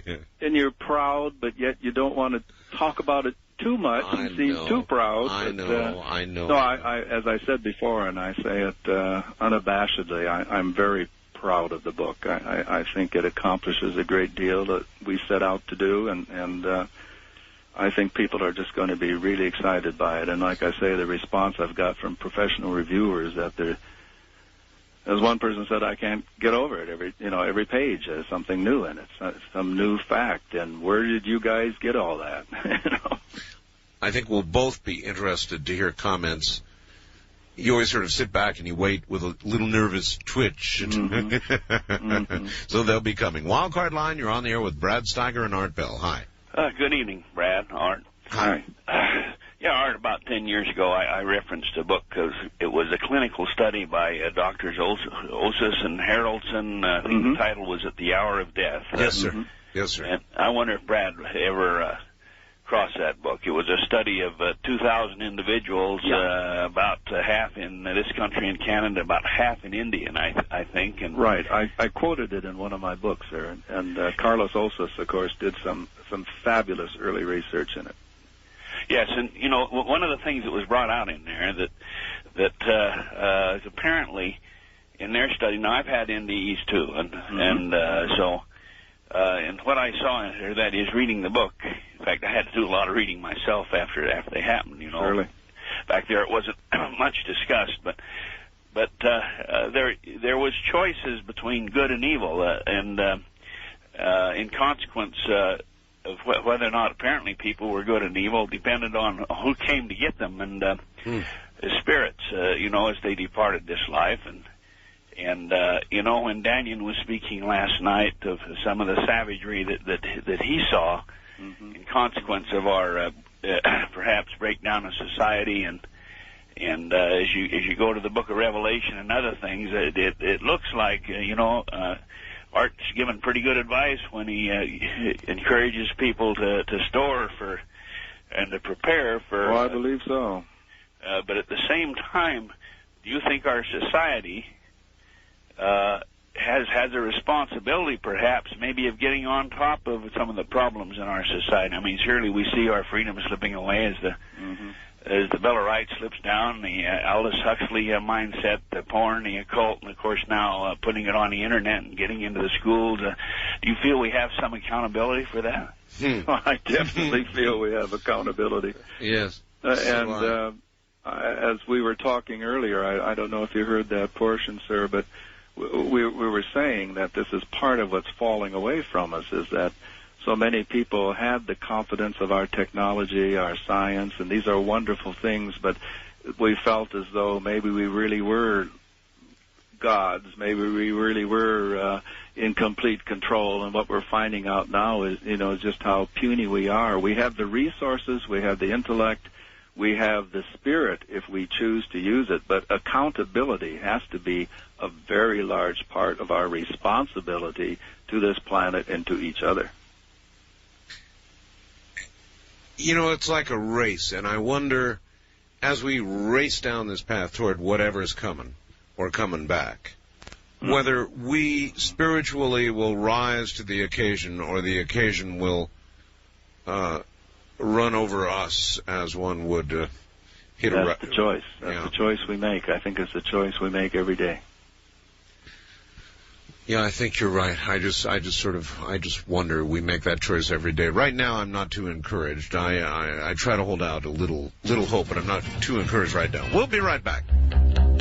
I know I let things go too long sometimes, but I just can't help myself. Good morning, Brad Steiger. We'll be right back. Here we go. Back to Brad Steiger. Brad, are you there? I certainly am. Okay. Here we go. West of the Rockies, you're on there with Brad Steiger and Art Bell. Good morning. Hi, Art. Hello. Brad. Hi. I'm in Fresno, calling from KFRE 940. KFRE, yes, sir. Right. I don't know, these people in the paper at the Y2K deal, if they don't... Oh, that's right. That was from Fresno. Did you see that? No, I didn't. I only get that paper on the weekends, but, you know, if they don't buy that, then... you know, the San Andreas fault ought to be enough of a reason to stockpile a supply of food. Because we're real close to that one. Yeah, I know. So, you just look at these faces and you want to stockpile right away anyway. On the book, the source, how much do you get into the origin of man? Is that pretty well covered? Brad? Well, I think it is. I think we've got some very provocative ideas and concepts, and we go into... great length. We begin the book with it. Okay, good. Yeah, a while back I watched National Geographic. They have a video called "The Mysteries of Mankind," and that it definitely is provocative. I imagine that would put a lot of Christians' faith to the test. You know, it's very real to me. The Bible theory is too sensational for me to believe. To tell you the truth. Well, you know, my perspective, I never see the conflict. You know, I can't see these things are not threatening to me. They're liberating, and that's always been my position. It has never been a question of faith or attacking faith.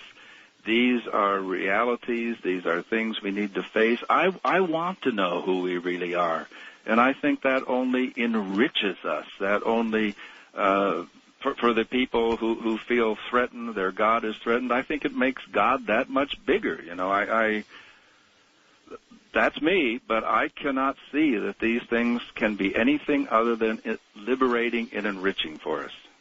Yeah, I'm sure it does. To me, it's just a fascinating topic, and basically the old theory of the evolution, it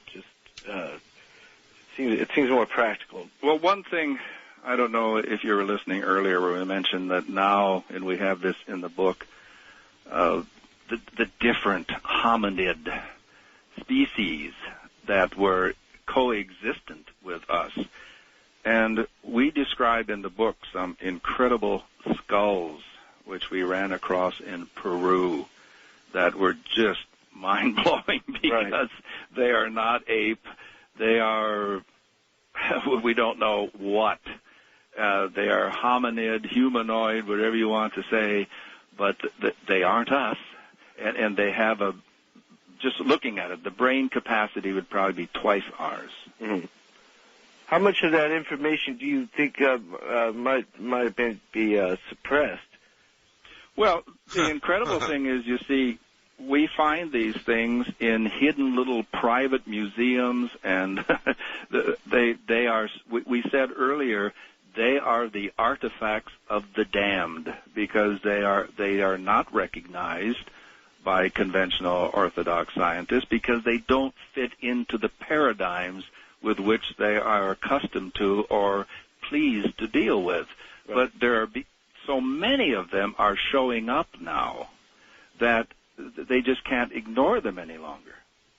Sure, yeah, that's true. Because I've seen many instances of South America is good. That's a good example. It just seems to have an awful lot of evidence. But you see, it's untouched there, and unfortunately, how do I want to say this as diplomatically as possible?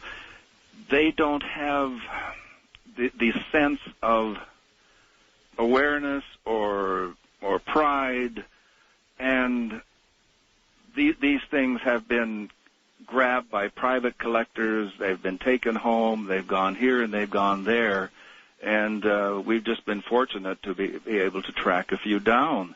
Lord knows how many are sitting in people's homes. Oh yeah, they've purchased. You see, mm-hmm. that could turn our entire evolutionary tree upside down. Yeah, I'm sure it would. And it's probably just a fraction of what's out there. Exactly. But you asked the question, and certainly I think we deal with it in the book from both of our perspectives, provocatively, if nothing else. Well, I've read a couple of yours. I've read all of Art's books. Well, thank you. In that case, it should be very interesting for you to read a combination. Yeah, I know they're good. I actually loaned The Quickening out, and it never came back. I guess that's a sign of a good book, all right, or a bad person. First-time caller line, you're on the air with Brad Steiger and Art Bell. Hi. Hi. Am I on air? Yes, you are, actually. Okay, hi. I just wanted to make a comment on, the Millennium Bug and, the worry that people have, for the future in the coming millennia. Yes. I really believe that God's a really kind person and that there's a lot of good people in the world who are trying to correct a lot of the problems that we have in the world. And I really believe that in the end,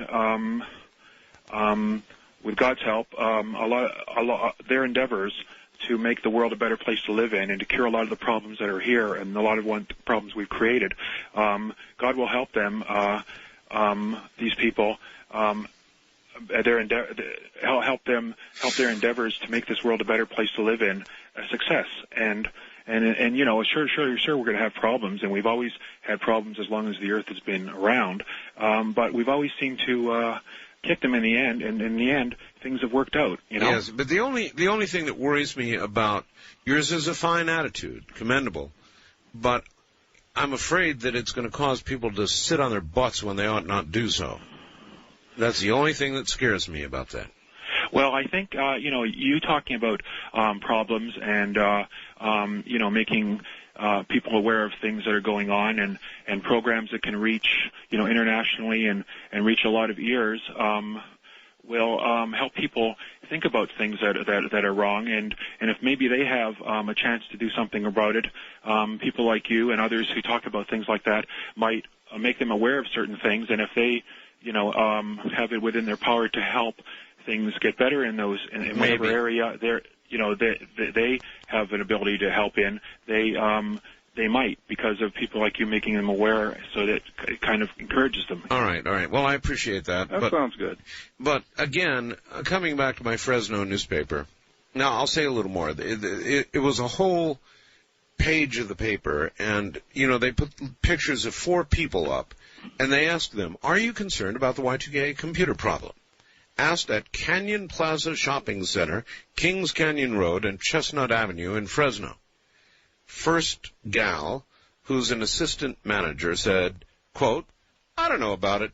I'm too busy working. I don't have time to read the paper," end quote. Now we've got a guy. This reminds you of Chicken Little at all? Yeah, this is a student. The sky is falling. He says, "I found out they already solved that problem." Y2K, meaning Y2K. "I heard they're going to start over back to 00. I'm not concerned about it." Next guy, a student. "My family is concerned about it. They think like we're going to starve, but I think they're idiots." And by the way, he has hair that looks like he took 2,000 volts in the last hour or so.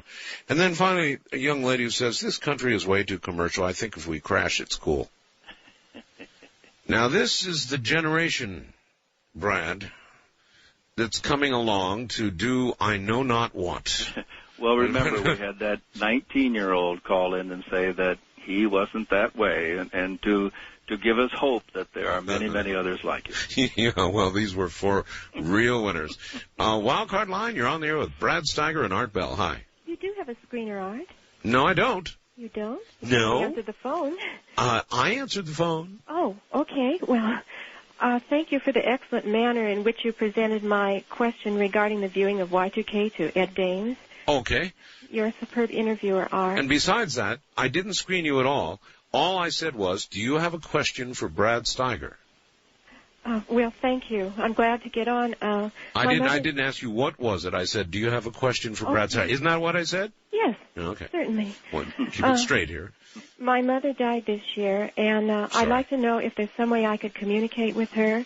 And I heard in another program about someone's deceased mother throwing hairbrushes, and I'd like to know, why are some people haunted like this and some people not? Well, that's a really interesting answer. Number one, can she communicate with her dead mother? You want to try that one, Brad? Well, if there is a purpose, there is a need, I think, and I'm very, very cautious about this because there are all kinds of what we call astral masqueraders that might indeed pose as your mother. So I do say that we can encourage and we can have a receptive attitude, and we can create an environment of receptivity. Why some people are haunted and others are not, of course, that's been something I've been investigating for 40 years now. Sure. And that's a great mystery. It's why some people are chosen for this and not for that. I have to come back again that these are individual learning experiences, and that hauntings may manifest as teaching devices. They may manifest as moving someone into an awareness. I've been with police officers when a ghost has manifested, and that certainly changed that police officer's reality because he was a total disbeliever. Sure. So I think these things, we don't know how and when. We don't know the answers. All we can do is try to be receptive, try to be open, and allow these experiences to occur, as I said earlier, with discernment, so that we truly understand what is happening and not to be gullible for any level of deception. Well, I sure agree with that. East of the Rockies, you're on the air with Brad Steiger and Art Bell. Hello. Hi. Hi. Yeah, this is not the Rockies, though, but I'm glad to be on. So, Brad, I am calling to tell you about how I use lucid dreams to remember past lives, and other people are trying it, and it works. I want your listeners to try it. So we have a section on that in the book, as a matter of fact. Yeah, okay, I'm going to tell you how I do it. Okay. Now, I fall asleep listening to the radio, and I hear the radio in my sleep. So I picked at least one commercial that I hear sometimes, and I practiced thinking every time I hear that commercial, I will wonder if I'm dreaming. And to test that when I hear it, I stick my thumbs in my ears. If I still hear the commercial, I know I'm dreaming because I know I'm not awake really physically, sticking my thumbs in my ears, blocking the sound. And so I use a VCR also can be useful for recording a radio talk show, so that as you hear that it later in the VCR that the commercial, you fall asleep hearing the earlier part of the recording using a VCR like a regular audio tape recorder, and you can fall asleep and hear the commercial from the VCR that recorded the radio show, and it's easier that way because you already heard it when you recorded it earlier, so you're able to ignore it when you hear it again and get to sleep during the earlier play of the VCR, and then you hear the commercial later in the VCR. Or if someone uses a real talk radio, which can get 4 hours from a 1 hour cassette, then he already has me if he has as a cue, if he's using a real talk radio recording this talk show right now, or he can have a commercial on it or something. Well, that's a really unique approach, and if it works for you, I'd be interested in any results you get. I hope your listeners try it. They're hearing me right now. They have the opportunity to use what I'm saying. All right. Well, give it a you. try, folks, and thank you. Time's running out west of the Rockies. You're on the air with Art Bell and Brad Steiger. Hello. Hello. Do you hear me? I hear you just fine. Oh, great. Hi, Brad. I know we got a few minutes left. This is Bob from 790 KBC radio down in Los Angeles here. And I was wondering, your book, it's interesting title. It seems like you're trying to figure out basically the creation of everything. That's what you're trying to do. Not the creation of everything, of course. We've repeatedly over the years we've done shows together. We keep asking ourselves and questioning if there could not be a single source of all phenomena that manifests itself differently depending upon the receptivity or the level of awareness of the percipient. So we're using source in that sense. That's correct. Sort of like I remember in Star Wars, how instead of use the Force, use the source, I guess. Okay, all right. But anyhow, it's sort of strange that I did something a while back that's sort of bizarre. Where you did outer body thing, so to speak, and I went. I was curious. I'd done that before a few times before, and I went down because I didn't believe that there's a heaven or hell. I'm sort of right in the middle. Don't really know. But I went down at a certain level. They say it's down below, right? Mm-hmm. So I went down, and I noticed, I started feeling like rejection out of the body. Like you feel like you're throwing up, regurgitating. Your whole body was just being torn apart. I felt like I was throwing up, but it's hard to explain. I got close, and I heard these two things communicate, and it was really weird. They're using words. If you were to get the dictionary and take every bad word, not swear word, but negative word, and communicate within two people. Negativity. It was two beings basically communicating, and they're talking like brother, by saying, brother, if you ever go to the surface and get caught, I'll kill everyone. It was spooky, and after that, I said, forget that. It was really creepy, but I remember I think you were wise to say that. Yeah, it was really spooky. I don't know what the heck. I never believed. Now, again, of course, we are sovereign entities. We have the right to experiment.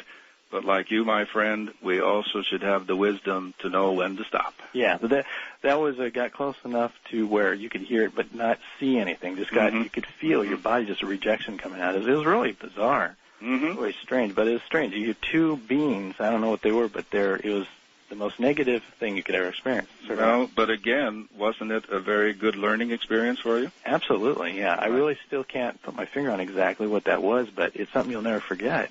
No, and I think the meaning of it will become clearer to you the more you think about it. Yeah, I'm quite well, sure. So thanks for sharing that. That was great. Thank you very much. And, Brad, it looks like we have done it again. Now, we have the birth of the book. That's what this day is, the birth of the book. And it's The Source by Brad Steiger and Art Bell. That's the way it ought to be listed. So, Brad, the baby's out. Yes, and congratulations, co-father. You listen to Sarah's NDE on the website. I will. I'm going to be talking to you about it next time you're on. All right, terrific. Take care, Brad. And don't forget, too. The next time you're on is Dreamland. Don't forget that. Yes, I won't forget it. All right. I'll be talking to you about Sarah then. Thank you for listening to The Dark Zone, WCAK 1124 AM's presentation of Brad Steiger with Art Bell. Good night, America.